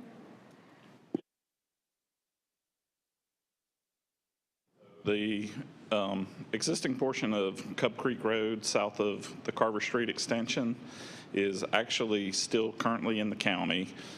Portions of it are being annexed with this annexation, but the very southern portion closest to Old Oxford Road is not within this annexation. So it is currently maintained by NCDOT and will need to continue to be maintained by NCDOT. So therefore they set those requirements. And then when the city built Carver Street Extension, NCDOT, for similar reasons, did not allow the city to connect that portion because they did not want, basically, they wanted the road upgraded. They didn't think it could handle the additional traffic that might go through without resurfacing, widening improvements. Great, thank you. So that portion of the road that's owned by the state, they wouldn't be able to do any improvements on it even if they wanted to. Is that right? Well, they would have to get NCDOT's approval, but in order to basically connect it to Carver Street Extension or to connect an access point to add significant amounts of traffic to it, the state's going to want them to improve the roadway substructure, resurfacing, additional pavement width. Okay, so because of that, they're just not connecting to it. So because of that, I guess they've listed it as optional so that they're not absolutely required. Gotcha. Okay. So if they were to choose to do that, then they would have to do the improvements and go through a state process to make that correct. happen. And those are listed as committed elements, I think like 16 through 21 or 22 on the development plan. Okay. Got it. Thank you. Yeah. Any other questions before council? Mayor Pro Tem. Thank you, Madam Mayor, and my thanks to my colleague, Councilmember Johnson, for anticipating, as she often does, anticipating the question I had and going right to it with respect to Cub Creek. I was actually going to ask the applicant if they wanted an opportunity to respond, but I think you would probably want to associate yourself with the responses that Councilmember Johnson solicited from our staff. So I want to say I intend on supporting this annexation and utility extension. But I got to say, this project looks a lot different than when we first saw it, and it's directly attributable to the work of the activists in the Bragtown community. This is really a watershed moment, and these things can be kind of routine. These annexation hearings and these land kind of things can be kind of boring sometimes for folk, but every once in a while, light breaks through. This is an example of a neighborhood stepping up, organizing themselves, making demands, and being persistent, not just making them and walking away, but following up, following up, following up. And you got a developer to change. And it didn't come from City Hall. It wasn't by fiat or directive from the mayor or this council or any bureaucrat here in City Hall. It was community driven. It was driven by the neighborhood. And whatever the outcome ultimately, we should all pause and celebrate that. And the folk in Bragtown should be extremely proud. I've said on a couple of occasions, one of the things that happened after the end of World War II is the United States dedicated millions and millions of dollars to the rebuilding of Europe and a Marshall Plan called the Marshall Plan. And I've said that, we need that type of plan and investment in particularly our legacy black neighborhoods here in Durham, Bragtown, Merrick-Moore, Hayti. There are communities around this country where folk make pilgrimage to, whether it's Sweet Auburn in Atlanta or Sugar Hill in New York. Folk go there to see the history. But here in Durham, it's not just about the ghost of the past or breathing the rarefied air of what used to be. These neighborhoods are still vibrant, and they're still making history and still organizing. So it's not just about looking back, it's about looking forward. And I think Bragtown, one of those great legacy black neighborhoods that I think folk all around the country should be making pilgrimage to come and see and just kind of breathe the air of what it means to be organized, black and brown in this instance, that great coalition.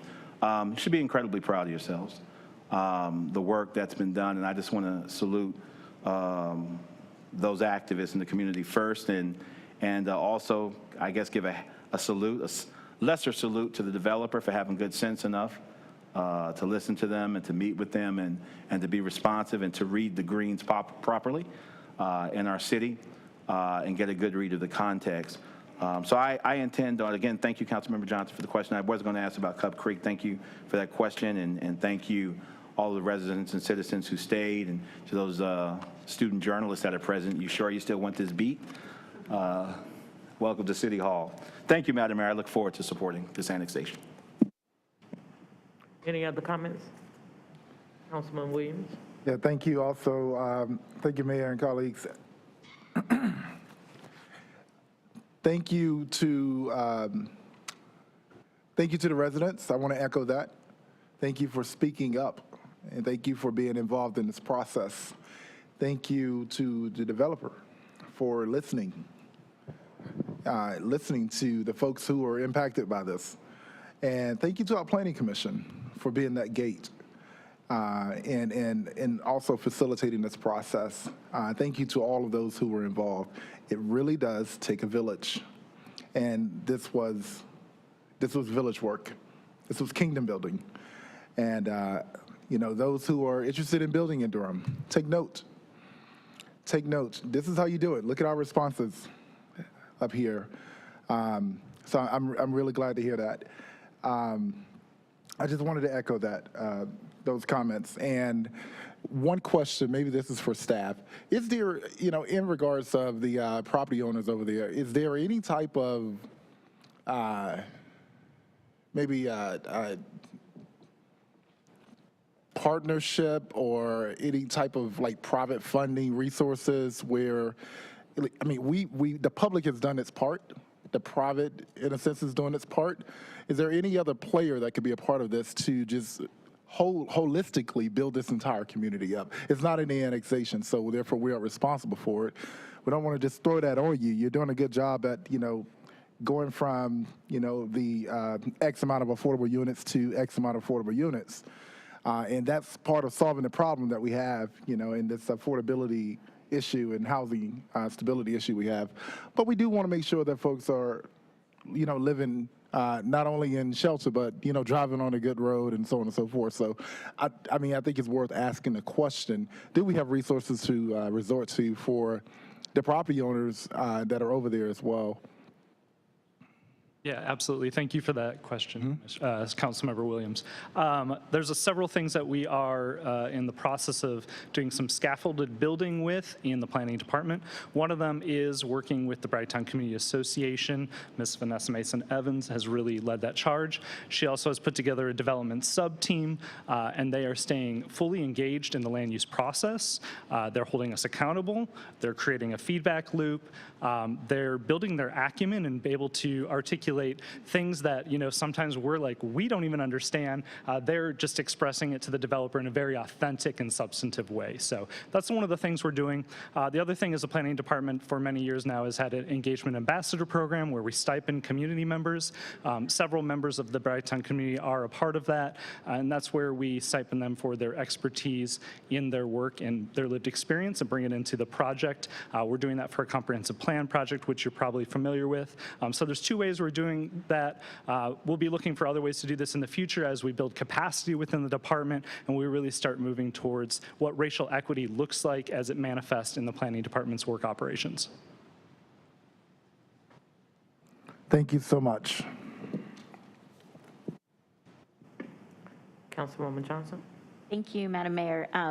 This case is illustrating a couple of things for me that I just wanted to comment on as well. I think this is a great example of how meaningful community engagement can lead to better development outcomes. And honestly, we don't see that very often. Mostly we see middle-class homeowners who are rallying to support less density, fewer townhomes, fewer apartments, less affordability, overall less building of new housing, and which we know our community needs. And honestly, it's been kind of demoralizing.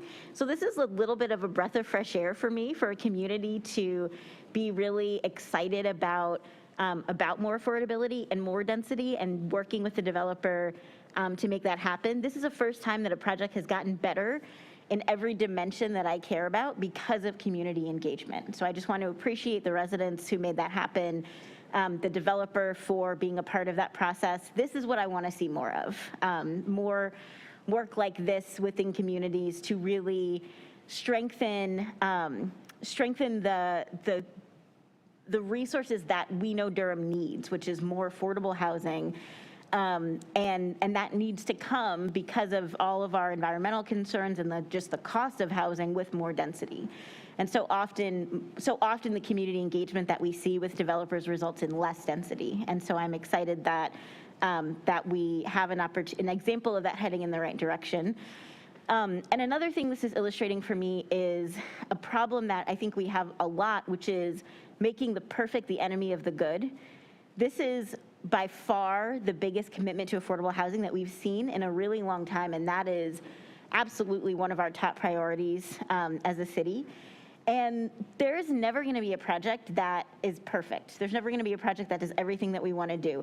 And after a point, you start balancing the cost of doing those extra things against the cost of the housing, right? Like the more we require the developer to do on a site, the more expensive the housing is going to be, because they're not going to eat that cost. They're going to pass it on to onto the people who are going to rent or buy that housing. And so we have to find that balance between making a community, we don't just want to throw apartments out and make them, inexpensive and they aren't nice for people, right? We want nice housing, we want some open space, we want environmental protections, but we have to balance that against the cost of the housing and how much that's going to impact our affordable housing crisis. And so I think this project finds that balance. I think that partnering with an affordable housing developer was very much the right idea, coming back to us with this strong commitment to affordability, which is what the neighborhood really wanted to see. And then the neighborhood really coming out and supporting it and getting behind it. This has just been a really great experience, and it's been a really great case for me to watch, because I feel like this is what I want to happen. Like, this is when I talk about wanting more community engagement, I'm like, yes, this is what I want. And so often we don't get this. We get the opposite of this. And so I just want to let you all know that you've restored a little bit of my faith in community-driven development, that it can actually lead to better things, and really hope that y'all will continue over in Bragtown and that other neighborhoods will do this kind of work to really encourage and support this affordable housing, missing middle housing. This is what we need more of in Durham. We don't need more neighborhoods coming to us and telling us that they don't want townhomes, they only want single family, right? Like this is the kind of engagement that we really need.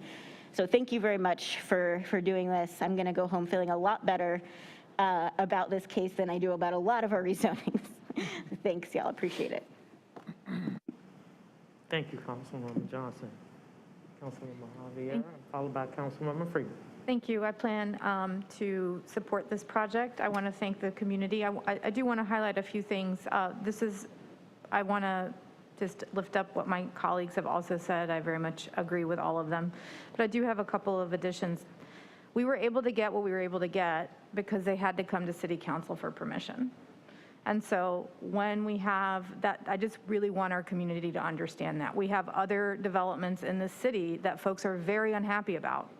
And we do not have the same legal authority to say anything about those. And so I just want to highlight the difference. We were able to get a really great community-driven project because at the end of the day, folks needed something from this body. And I want to really lift up the developers because they knew that and they understood the power there and they've worked with us long enough to know. And I want to say that this is an excellent project and we are moving in the right direction. I do have a question for the applicant though. And this is to highlight another issue with what we are seeing tonight, which is excellent, but that there is a consequence to this. Just out of curiosity, what is going to be the amount spent in this process by this developer? So between community engagement, but basically in parking it in our planning process for as long as it got parked, what was the cost of that? Oh, God. I'm sorry, Councilmember Caballero. I wish I could answer, but Tim and I honestly can't answer that off the top of our heads. We'll research it and talk to you offline about it. Yeah, I'm assuming it was rather expensive. Yeah, it was, but I would hasten to add that, of course, we wanted the process to go faster, but none of us on the development team would trade any of the friendships that we made in Bragtown for having this approved last month or what. But your outfit is a rather large development outfit. Would there be smaller development outfits who would be able to put that level of cost into this process? The answer to that is probably not. And so that is another thing that I hope we take away from this. I really want these kinds of projects, but I also know that our internal processes have to help developers, smaller developers. We know this developer well. To come before a city council and ask for rezoning in Durham has gotten extremely expensive. And we're seeing fewer and fewer of development outfits who can afford it. And that also, there's a cost to that. So I want us to work to figure out how we get these kinds of projects faster because they're giving us something that we know we need. They've worked with the community, they're providing affordable housing, and we know that that's an outcome we want, and so we have to be able to deliver these projects faster so that our development community, our smaller players, can also play in that sandbox. Thank you. Councilwoman Freeman, thank you, Councilwoman Caballero. Thank you, Madam Mayor, and thank you, colleagues. I appreciate the comments made before me, and I agree in part. There are a couple of elements of this that are a little bit, I don't want to miss the Cub Creek residents who are not going to be, who are not going to have that road upgrade in place, and just acknowledging that that is not something we just need to leave off on the side. This is not as a Mayor Pro Tem says, zero-sum game. We need to figure out how to make sure that area is addressed. And so whether it's in our CIP or in a future conversation, I would like to have that conversation. Just acknowledging I don't think it's appropriate to put that on a developer in a project. Acknowledging that this is something that's more infrastructure on the city and the county side. And so noting that the planning department is both city and county, I think that there's a good way forward that we can manage to address the issue, because I do not think that it's okay to leave folks with water that might be tainted in any way, shape, or form. And so with this project coming online, making sure to track and keep an eye on what's happening around flooding and flood mitigation is going to need to be on-ramped in some way, shape, or form. And I appreciate all that the developer is putting into this effort, but I don't think that it's something that's like it's over and above. I do think it's exactly what should be happening. And so I can't say thank you greatly, but I will say thank you. I've been at this for quite a while, and I know what it takes for our community members to engage as the unpaid people in this process who live at these sites and are often, once all of it's said and done, they have to live with what it is. And I really want to send a real appreciation to those folks who do live on Cub Creek, who feel like they have not been heard in this process, and just acknowledge that you have been heard this evening, and acknowledge that the concerns that you raised around water quality and around making sure that the infrastructure is addressed will not be left unfollowed up on. I don't know any other way to say that, but I do think that it's appropriate to continue with the project. I do appreciate that it is much better than the previous. I would not have ever approved the previous, so this project before me is different. I will also add that I noticed the difference in the 100-year, so previously it was a 200-year stormwater, I think, and this is a 100-year. And I just wanted to just ask if there was a reason why it was shifted or changed. And I might have it mixed up because I've been watching various projects in this area. So the UDO requirement is a 1, 2, and 10 storm. This has been a 100-year commitment. The 200 was probably a different project. Okay, thank you. And that was mainly my one question. I will say that staff, I really do appreciate the way that you're adjusting and kind of being nimble about this with very few new additions in your staff. Or staff positions that have been created. And so I would like to say that I think it's important to make sure that we're including this in our thoughts around how we move forward, because it's definitely time consuming. And I think Councilmember Caballero said it best in acknowledging that smaller developers are not going to be able to do what these developers are doing, and that's on us. And so I really feel I'm concerned still, but I feel comfortable enough to move forward, so thank you. Yes. And Steph, I think that's what I was getting to earlier in regards to the infrastructure. It's not in the city, so I don't want to hold us too responsible for it, but just other partnerships regarding like the county and any other funding opportunities that could help build out that infrastructure, to be a partner in the overall community building. And the other thing is, I want to just throw the basic economics 101 in there. We'll never be able to build enough affordable homes. So therefore, it has to be the other end meeting us as well. With all of the job growth that we have coming in the area, we leverage that with this type of project, and I think we're starting to getting to solving our problem.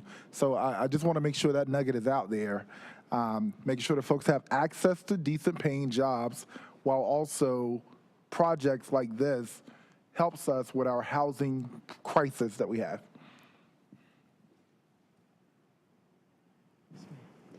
Good evening, Mayor Pro Tem, and Council Members. Sarah Young with the Planning Department. I wanted to briefly address a couple of the points that have been brought up. Councilmember Williams, we have at the Planning Department also built a relationship, I think, with our Bragg Town friends, and through that, we are continuing to try and connect them to other resources. We ourselves are learning what those resources are and where they may be located. And as we find out more about their needs and how we can work with them, we will absolutely connect them to additional resources. To Councilmember Caballero's earlier comment that I think was echoed by several folks, we are bringing forward a proposal to the Joint City County Planning Committee meeting that's coming up in a few weeks that will address, I think, some of the concerns about how we make the rezoning process in particular more accessible to folks. So I would encourage anyone that's interested to join us for that meeting. I think all elected officials get copies of those agendas and those packets, regardless of whether they're on JCCPC. Thank you, Ms. Young. Are there any other comments from council?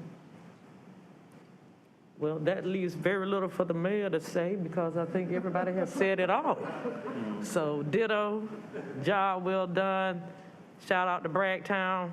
I am now ready to entertain motion number 1, which reads as follows. To adopt an ordinance annexing Carver Street Assemblage into the city of Durham, effective March 31st, 2022, and to authorize the city manager to enter into a utility extension agreement with Kelly Development Company, LLC. So moved. Second. It's been moved by Councilman Williams, seconded by Councilwoman Freeman. Madam Clerk, if you will open the vote.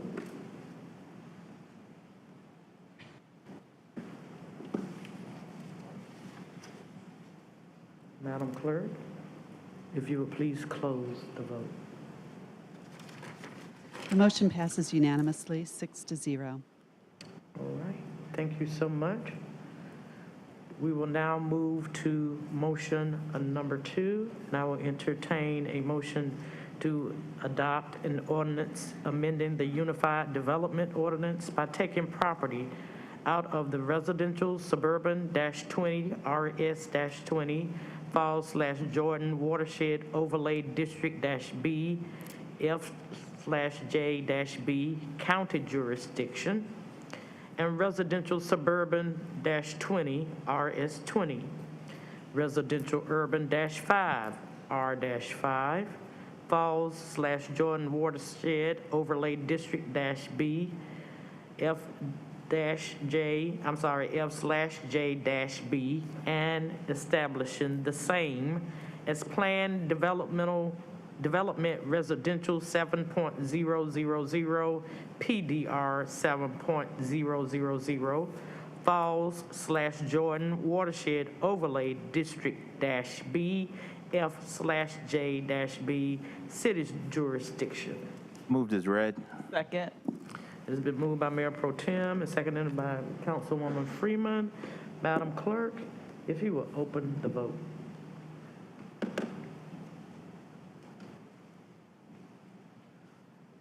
Madam Clerk, if you would close the vote. The motion passes unanimously, 6-0. Thank you so much. We will now move to the final motion on this matter, and I am ready to entertain motion number 3, which is to adopt a consistency statement as required by North Carolina General Statute 160D-605. Move to adopt consistency. Second. Been moved by Mayor Pro Tem Middleton and seconded by Councilwoman Freeman. Madam Clerk, if you would open the vote.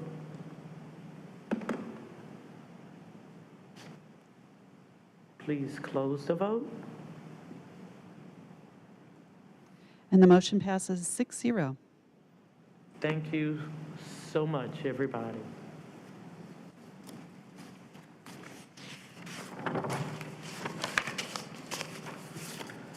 We now turn to item number 12, which is a consolidated item, TROSA main campus expansion.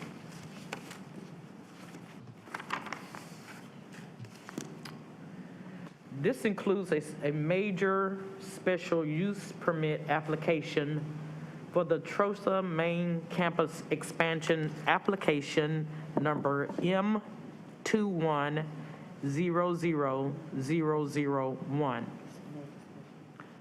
I would like to start by acknowledging that this meeting is being conducted as a live meeting with remote participation permitted. Some witnesses will be testifying in person in council chambers, and others will be testifying remotely over the Zoom platform. The clerk will unmute witnesses who are testifying remotely when it is their turn to speak. This meeting is viewable live in city council chambers, and it is also being broadcast live on the city's YouTube site, the city's website, and is accessible through Zoom. Before we begin this hearing, I would like to provide some important information about the steps taken to ensure that each party's due process rights are protected as we proceed. The newspaper, mailed notices, and the city's website contain information on how the public can access and participate in this meeting. I would now like to ask that all those who would like to testify during this hearing identify themselves by raising their hand, both live or virtually in the Zoom platform. Each witness will need to provide their name to the clerk now, and I do have some cards. Let's see if I can, for the ones who are here, that would be Attorney Patrick Biker,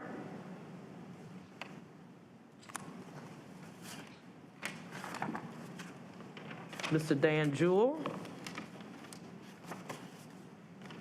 I also have Mr. Lyle Overcash, Mr. Keith Arton,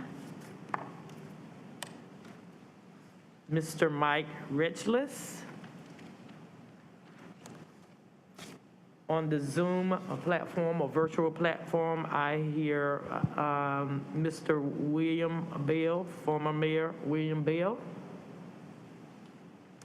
former Mayor Nick Tennyson and Mr. Grant Gardner.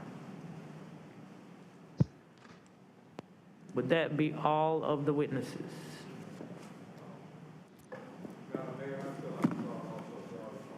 Mr. Jarvis Martin. Let's see if I have it. Bingo. Mr. Jarvis Martin. Thank you, sir. Thank you, Mr. Martin. All right.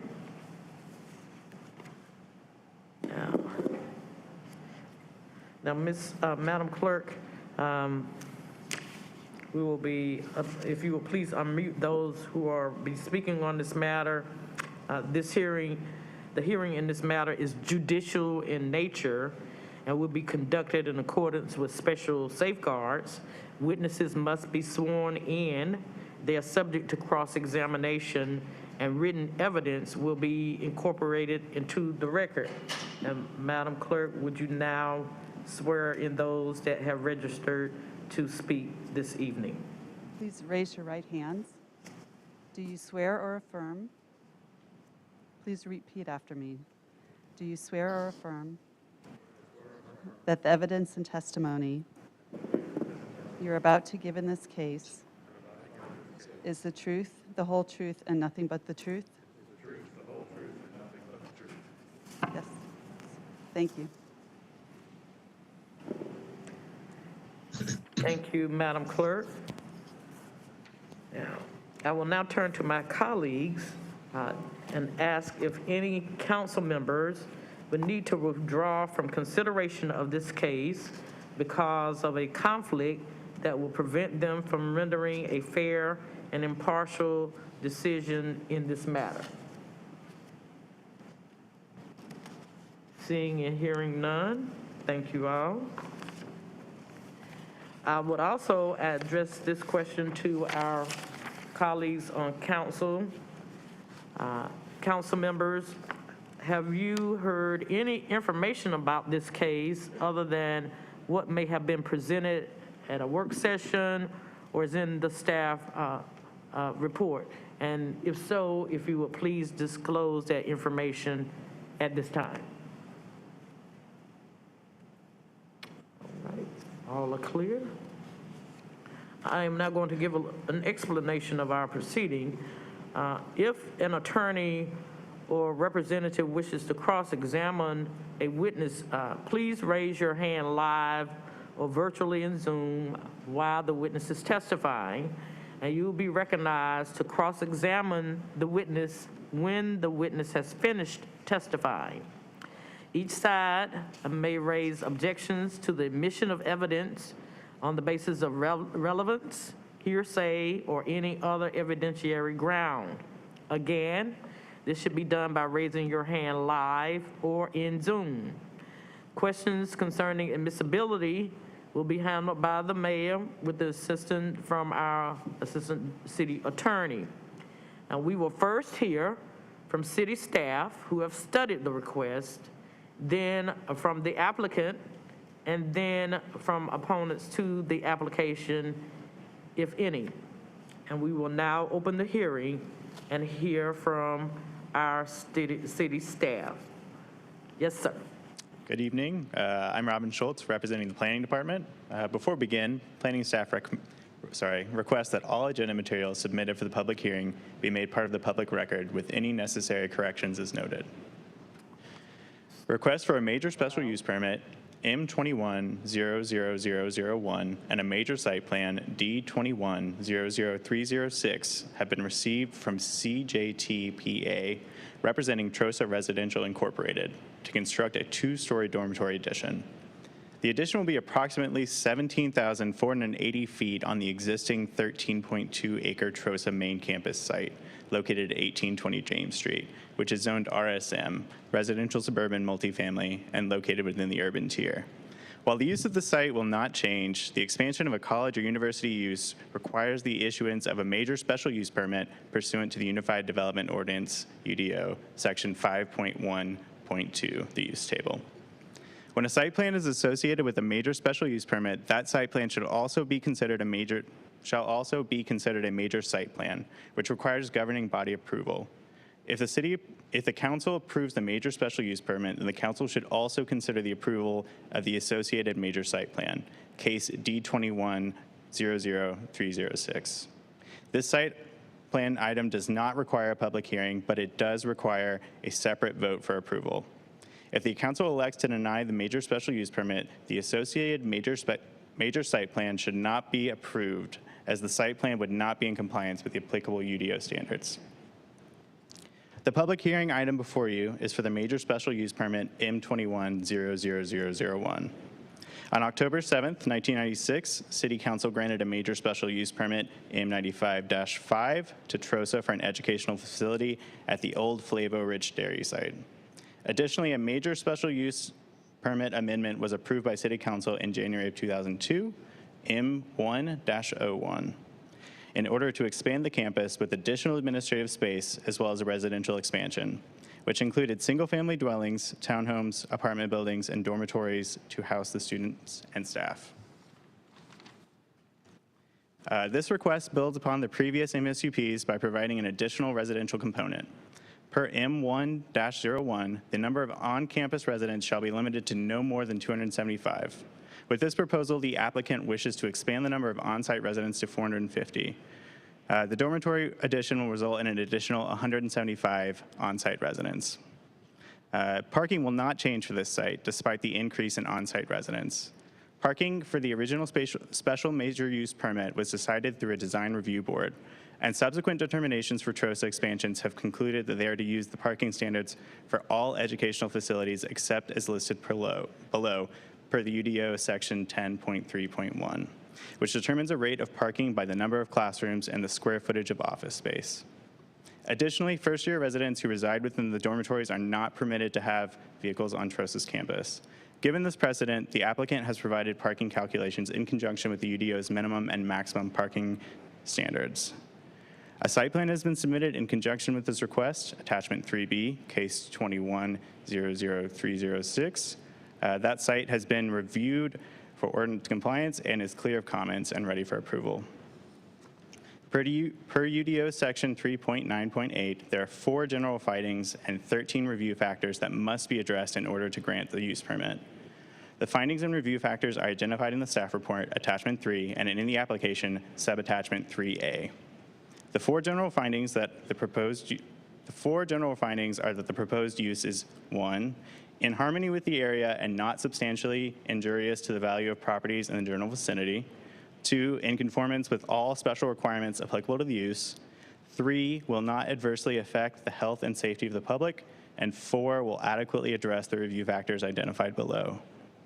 The 13 review factors must address how the development manages A, circulation, B, parking and loading, C, service entrances and areas, D, lighting, E, signs, F, utilities, G, open spaces, H, environmental protection, I, screening, buffering, and landscaping, J, effect on adjacent property, including but not limited to noise, odor, lighting, and traffic, K, compatibility, L, consistency with policy, and M, other factors. Staff has analyzed the application and finds that most of the factors above meet ordinance compliance based on the site plan submitted. However, the applicant must also show how the proposed development does not adversely affect adjacent property in regards to value, noise, odor, and traffic, and is compatible with property in the area. Staff does not anticipate noise will be created by university or college use. A noise analysis is not required to be provided by the applicant for a major special use permit. However, the site will be required to be in compliance with the City of Durham noise ordinance. Regarding traffic, the proposed use did not necessitate a traffic impact analysis due to the low number of vehicular peak hour trips anticipated into and out of the site.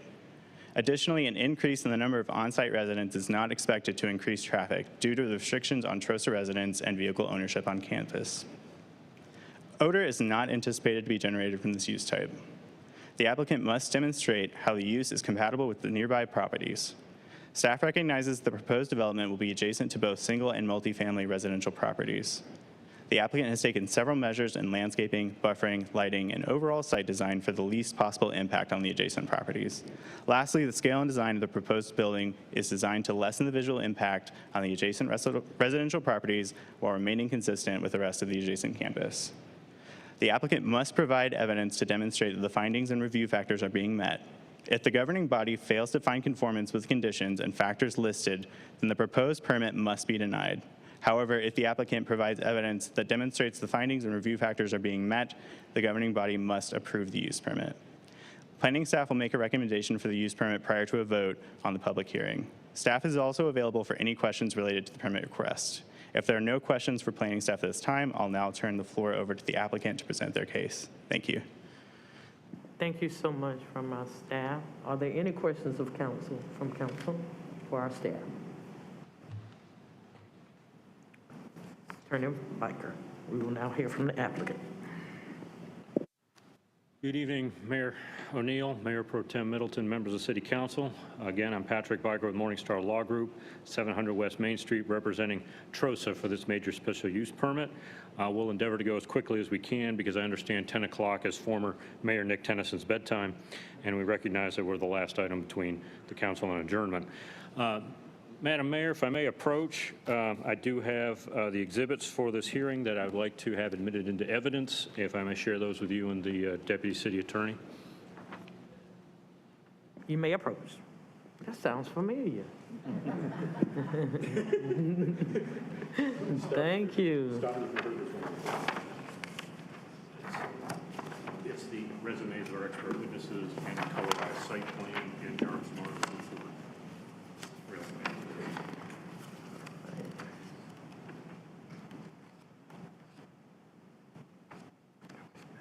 Any objection? All right, submit it. Yes, please.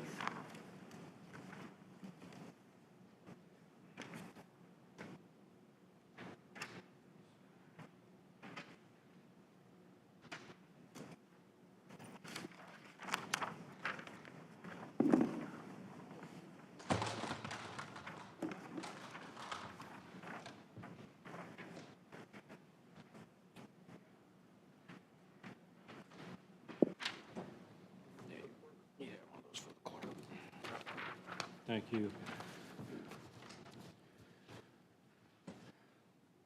Good evening, Mayor, Mayor Pro Tem, members of council. Again, we represent Triangle Residential Options for Substance Abusers, or TROSA, the applicant for this major special use permit located on James Street in the Tuscaloosa Lakewood neighborhood.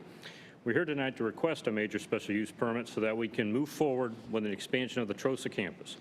This expansion does require the issuance of a major special use permit, as the staff discussed, and so our request is that you approve this major special use permit based on the material, substantial, and competent evidence you will hear from our witnesses on the record this evening. We'd like to give a very brief history of TROSA's history on James Street. For approximately 25 years, TROSA has served residents who are overcoming their struggles with substance abuse in a residential collegiate setting at this location. TROSA has decided to expand its facilities completely within the existing footprint of their campus on the west side of James Street, in order to help more residents move forward with rebuilding their lives, and that, of course, will require building some new buildings to improve the living conditions and opportunities on TROSA's campus. Again, the City Council did approve a major special use permit 25 years ago for the redevelopment of what was at that time an obsolete dairy plant. As a longtime resident of this part of Durham, I personally testified in favor of that special use permit 20 or 25 years ago. And just to give a locational reference, my home address of 2614 Stewart Drive is an 8-minute walk from 1820 James Street. I'd like to briefly introduce our witnesses. In support of TROSA's application for the special use permit, you'll hear from our witnesses that the application is in conformance with all UDO requirements. It does not affect public health and safety. It is in harmony with the area and not substantially injurious to property values in the general vicinity. And the application addresses all the review factors required in the UDO. These issues will be addressed by our former mayor, William V. Bill Bell. He will address harmony with the neighborhood and public health and safety. After Mayor Bell, former Mayor Nick Tennyson will also address harmony with the neighborhood and public health and safety. After him, Mr. Grant Gardner, the president of the Tuscaloosa Lakewood Neighborhood Association, will discuss harmony with the neighborhood. Those three witnesses will be testifying via Zoom. After that, our in-person witnesses, Mr. Dan Jewell is an experienced landscape architect and the lead designer for the TROSA campus. He'll be followed by Lyle Overcash, a highly qualified traffic engineer, followed by Mr. Jarvis Martin, very experienced state-certified real estate appraiser. And lastly, I'd be remiss if I did not mention that TROSA's president and CEO, Keith Arton, is here as well as a resource to answer any questions. Again, based on this evidence, we'll ask you to approve the special use permit. And again, for the record, we do move into evidence exhibits A through E, which are our expert witness resumes, Jarvis Martin's real estate impact analysis, and a colorized version of the site plan that will illustrate our witness's testimony. And with that, I'd like to turn it over to former Mayor Bill Bell, if he's available via Zoom.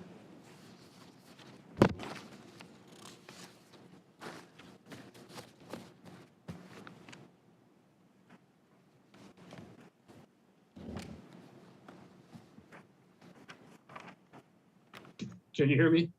Yes, sir. Okay, thank you. Good evening, Madam Mayor, Mr. Mayor Pro Tem, other city council members, Madam City Manager, Mr. City Attorney, Madam City Clerk, and other members of the public. My name is William V. Bill Bell, and I reside at 1003 Huntsman Drive, Durham, North Carolina, zip code 27713. I am the Executive Vice President and COO of UDI CDC, a 501c3 nonprofit community development corporation established in 1974 here in Durham, and is one of the state's oldest CDCs, which happens to be minority run. I was a member of the Durham County Board of Commissioners when TROSA's then president, Kevin McDonald, made their presentation to the Board of County Commissioners about coming to Durham. We appropriated $25,000 to help them get established.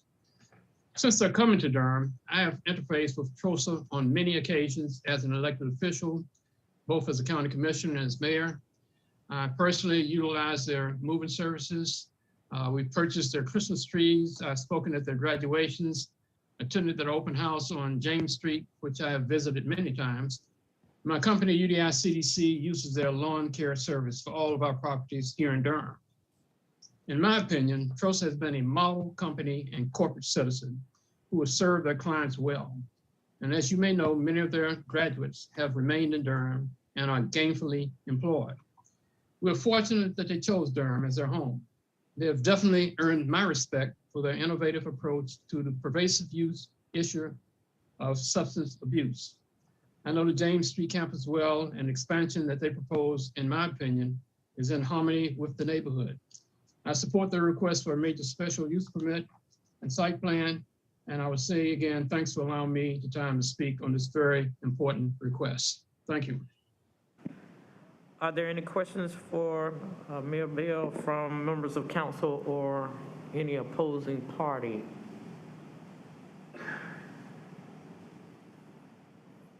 Thank you, Mayor Bell. Thank you, Mayor Bell. Our next witness will be former Mayor Nick Tennyson, if he could be allowed to speak. Good evening. I will, in the interest of time, incorporate all the introductory comments by Mayor Bell of the recitation of all those that will be hearing these comments. I've been aware of and following the activities of TROSA since before the program got its start in the old North Durham school building. In fact, that school building serves as a good analogy for TROSA, in my opinion. It's a formerly vibrant activity center that had become a deteriorated building, which TROSA brought back to life to become a starting point for reclaiming lives put at risk by all the pathologies afflicting too many of our fellow citizens. The program outgrew that building, and at the James Street location, once again, delivered a facility for which modern society couldn't find a use as a way to reclaim more lives. When I was in one of the seats you now occupy, there could always be concerns about whether the finished project would match the attractive picture of the future offered in development plans. And in this case, I believe you can rely on past performance. TROSA has delivered. They have a track record which should provide confidence that as they expand to more effectively carry out their mission, the impact on our community will be as positive as the past human and structural reclamation they have accomplished. Again, I share with Mayor Bell the conviction that this project is in conformity with all the requirements for a major special use permit, and I would urge you to approve it. Thank you. Thank you. Are there any questions from council or the opposing party for Mayor Tennyson? You may proceed. Thank you, Mayor Tennyson. And our last speaker via Zoom will be Lakewood Tuscaloosa Neighborhood President, Mr. Grant Gardner. Mr. Gardner, are you available to speak, sir? Yes, good evening. Madam Mayor, Mr. Mayor Pro Tem, members of Durham City Council, and everyone in attendance. My name is Grant Gardner. I currently serve as the president of the Tuscaloosa Lakewood Neighborhood Association, an organization representing over 600 households in central Durham. I'm here tonight to speak on behalf of the Neighborhood Association Board in support of TROSA's major special use permit and site plan. For nearly 25 years, TROSA has operated in our neighborhood and increased in size and number of residents on what is now their main campus on James Street. As TROSA has grown and improved its main campus, they have been responsive to the needs and perceptions of their neighbors and our residential community by providing information, seeking consensus, and operating as thoughtful and responsible stewards of the land they own. As longtime participants in our neighborhood association, TROSA have consistently addressed their neighbors' concerns with their development and operations in an expedient and empathetic manner. We in Tuscaloosa Lakewood are happy to call TROSA our neighbors and are proud of the organization being representative of our neighborhood. We support their continued development and their current major spatial use permit and site plan because they have shown themselves to be proactive, thoughtful, and considerate neighbors during their growth process. Thank you for your time. Thank you, Mr. Gardner. Are there any questions from council for Mr. Gardner, from council or any opposing party? You may proceed. Our next witness will be Mr. Dan Jewell.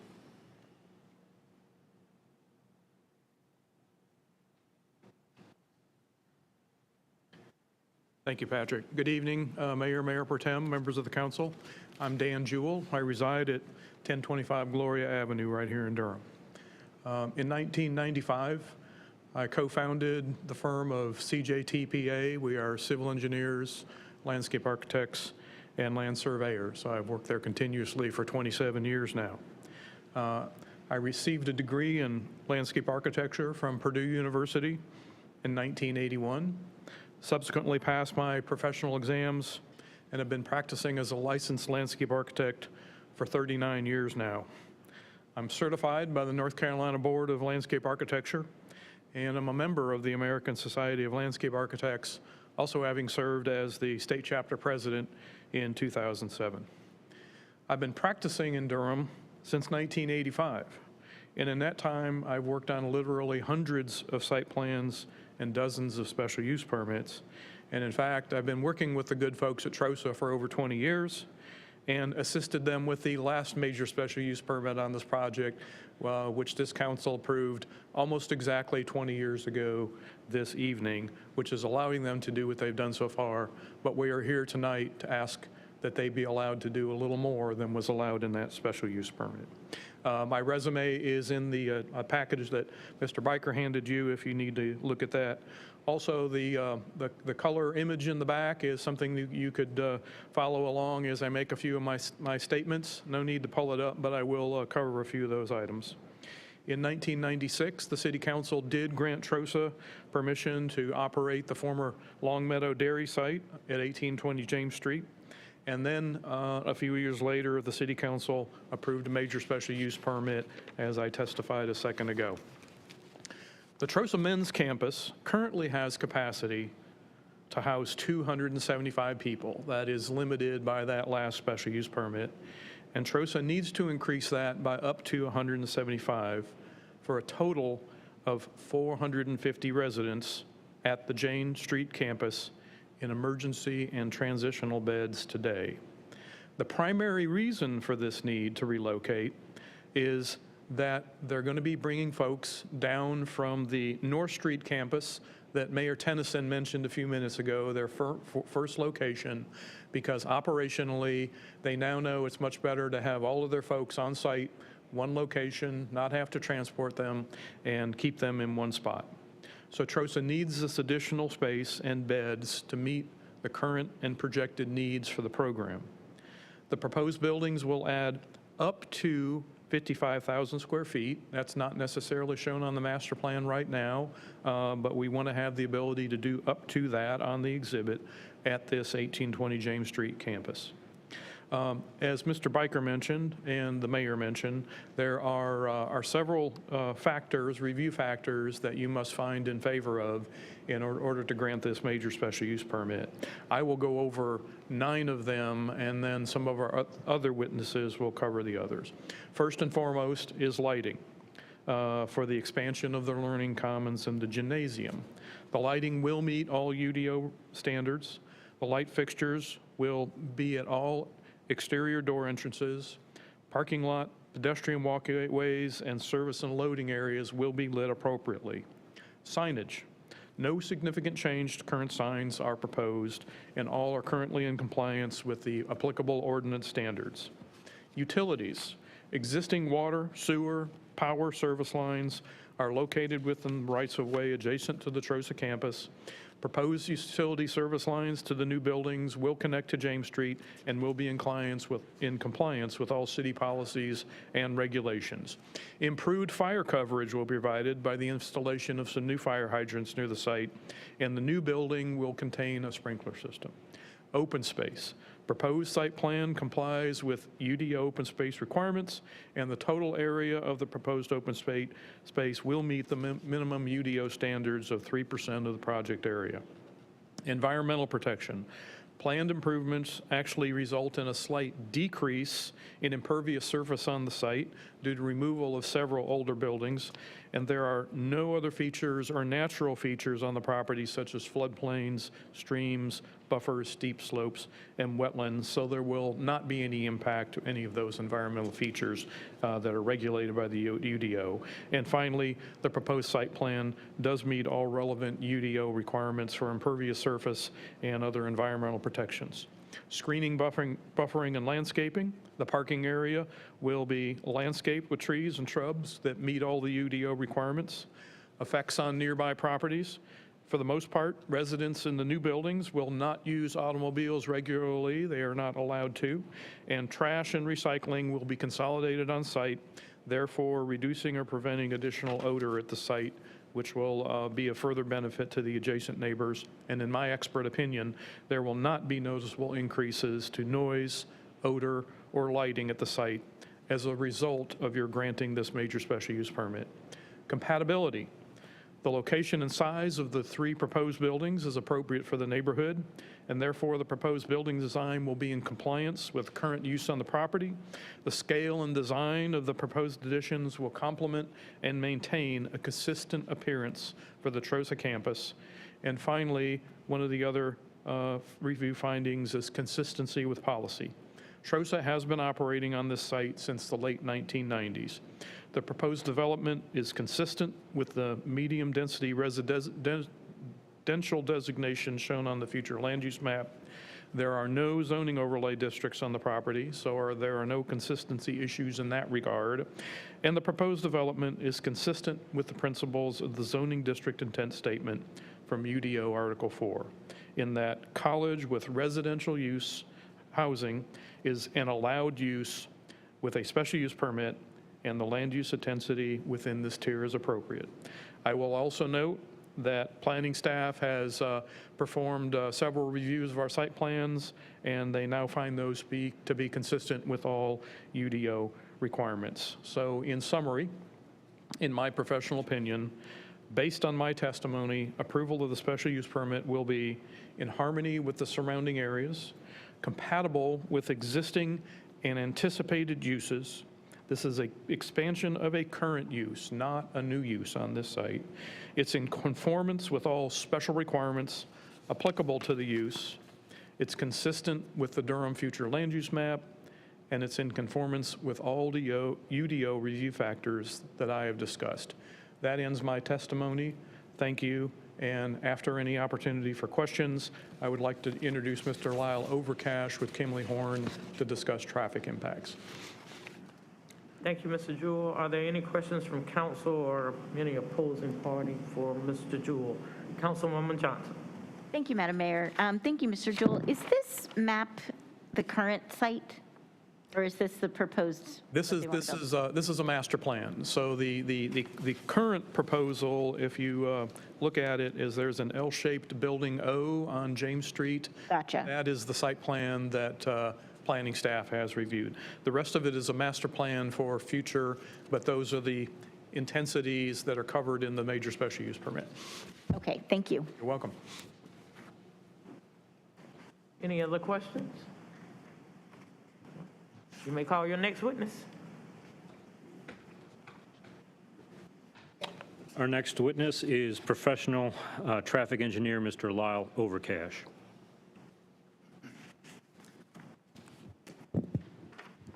Good evening, Mayor, Mayor Pro Tem, council members.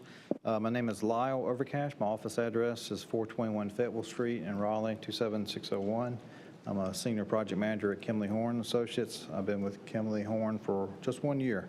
I have a bachelor's of science degree in civil engineering from NC State with a specialty in transportation. That's 1993. I'm a licensed transportation engineer in North Carolina and Virginia and have 28 years of experience. I'm a member of the Institute of Transportation Engineers. I've worked on hundreds of traffic studies, public and private developments throughout North Carolina and within Durham, including over a half dozen for Durham Public Schools. I will review factors in the UDO 3.9B, starting with circulation. The existing driveway points on James Street and Nation Avenue remain unchanged. Daily access is on James Street with emergency access via the gated driveway on Nation Avenue. The proposed site plan will maintain traffic safety and current fire emergency access. Transit service in the vicinity of TROSA is not affected by the expansion. This area is served by Go Durham Route 10, which is south of the site. The proposed expansion should not create a noticeable traffic increase. Therefore, granting this special use permit should have no impact on the public health and safety. Regarding parking and loading, the proposed expansion will incorporate necessary parking within the existing campus, and the design promotes the overall efficiency of parking and loading on the site, maintaining safe ingress and egress for vehicles. The installation of bicycle parking will be in accordance with the UDO standards. Regarding service entrances and areas, dumpsters for facilities will be easily accessible. There's, I think, 3 locations scattered on the site. Service entrances will comply with UDO requirements. Accordingly, approval of this special use permit and site plan will have no adverse effect on adjacent properties, as there is only a minor increase in traffic anticipated. Parking area to serve proposed buildings is internal to TROSA's campus. No noticeable noise or odor will be generated as a result of the traffic associated with the proposed expansion. The proposed expansion is basically surrounded by the existing facilities and parking on the TROSA campus. Access to the site will continue to be from James Street, which maintains vehicular safety, and accordingly, approval of this special use permit would have no adverse effect on adjacent properties, as there is no significant change in traffic volumes, patterns, or circulation. The improved on-site parking and loading areas will be a benefit to the neighborhood. So in conclusion, it's my professional opinion that the proposed use and that TROSA's proposed expansion are in harmony with the area. They are in conformance with all special requirements applicable to the use, will not adversely affect the health or safety of the public, and will adequately address all of the review factors identified in the Durham UDO that I have discussed as part of my expert testimony. Thank you. Any questions? Thank you, Mr. Overcash. Are there any questions for Mr. Overcash from council or any opposing party? Thank you so much. Thank you. You may call your next witness. Our last witness will be real estate appraiser, Mr. Jarvis Martin.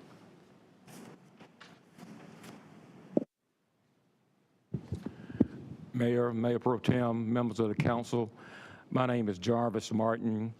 I reside at 3608 Mossdale Avenue here in Durham. I am a principal with the firm of Stewart, Martin, and McCoy. We are a commercial and appraisal real estate firm and operating in Durham for many years.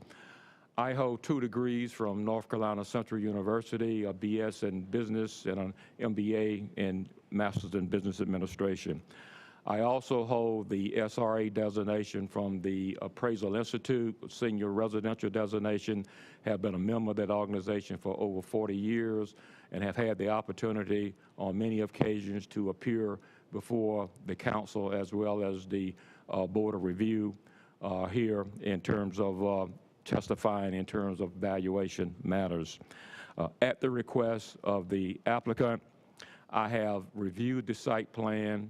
I have reviewed the project area, the subject area on James Street, as well as written the community that surrounds that area.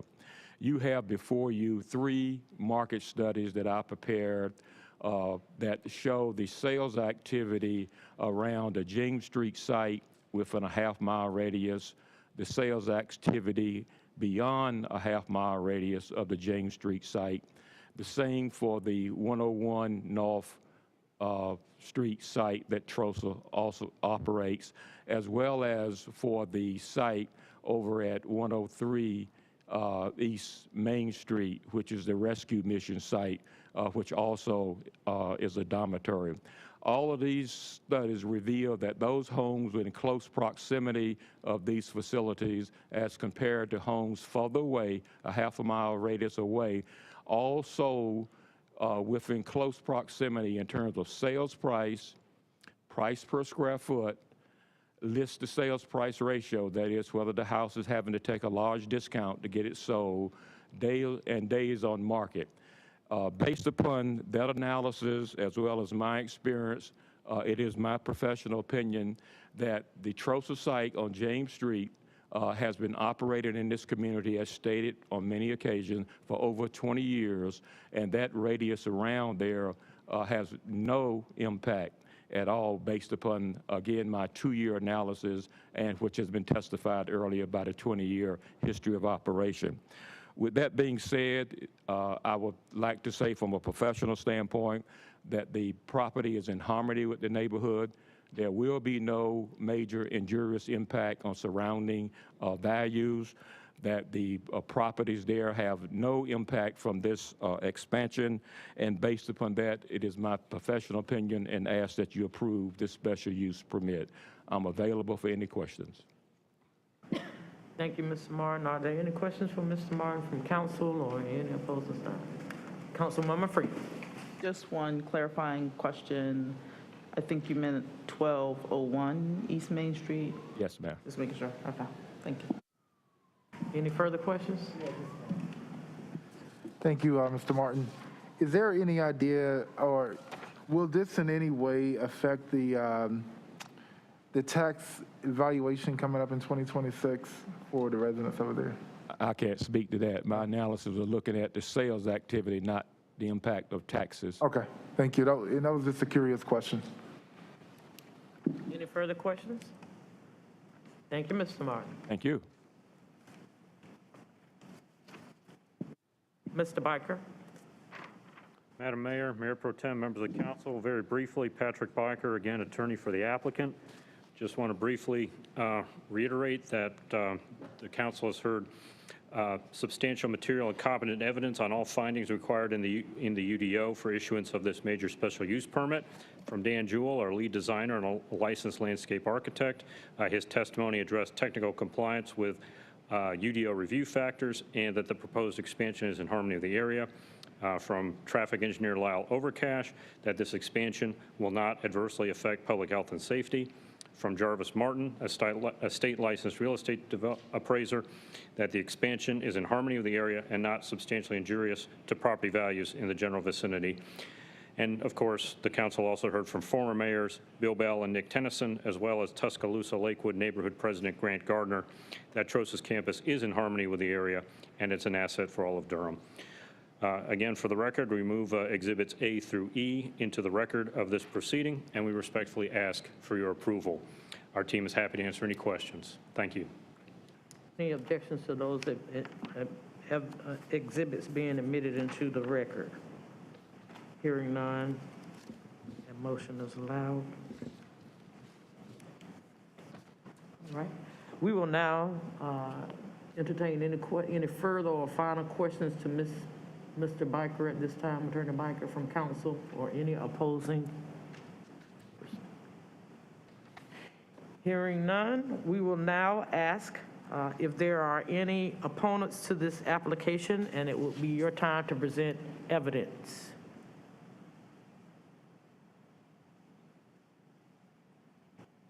I will check with our clerk to make sure that there are none virtually. All right. At this time, we have closed the evidence of the testimony, and I would ask our city staff whether they have a recommendation concerning the major use, special use permit. Staff recommends approval of the major special use permit M210001, provided that the improvements shall be substantially consistent with the plans and information submitted to the council as part of the application. Thank you. Thank you. I would open the floor up for discussion by council. Hearing none, we are now ready to entertain two motions regarding this matter. The first would be motion number 1, which is to approve the major special use permit for case M210001, TROSA main campus expansion. So moved. Second. It has been moved by Councilwoman Caballero and seconded by Councilwoman Freeman. Madam Clerk, if you would open the vote.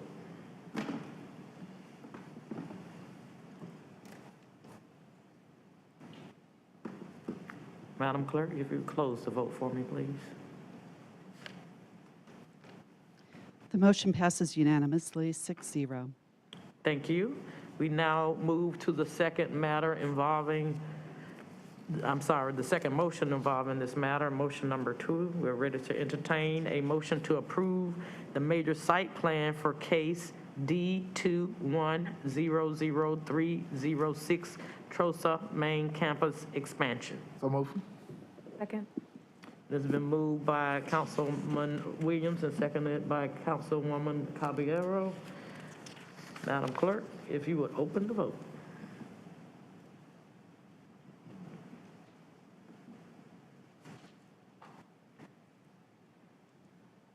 If you would please close the vote. And the motion passes 6-0. Thank you so much. Madam Mayor, if I may have a quick point of personal privilege Yes, on this sir. matter. Thank you, ma'am. I didn't want to say anything before actually taking the vote, but I did want to just congratulate TROSA. You know, as you look at our skyline and you see cranes on our skyline, a lot of people will measure our success as a city with what's going on in our skyline and those big cranes, but TROSA is actually building lives, and I appreciate the impact that this organization has had and people that are very dear to me over the years, and we often look at our buildings, but the real building blocks of our city are people's lives. So I just want to congratulate TROSA on this expansion. I was very happy to support it tonight, so I wanted to take that as a point of personal privilege after the vote. Keep up the good work, and I want to associate myself with all of the comments made by our esteemed former mayors. Thank you, Madam Mayor. Thank you. Are there any other comments? All right, I do want to take time to recognize our students from Duke University and their very, very able professor. Glad to have you all with us this evening. And so happy, we'll be so happy for you to join the ranks of journalism professionals. Thank you for coming and joining us today, this evening. Been a long night. And to our able city staff, thank you all for being here tonight and on Zoom. We appreciate it. Are there any other matters before the council tonight? All right. We will now adjourn our meeting at 10:30 on the dot on March the 21st, 2022.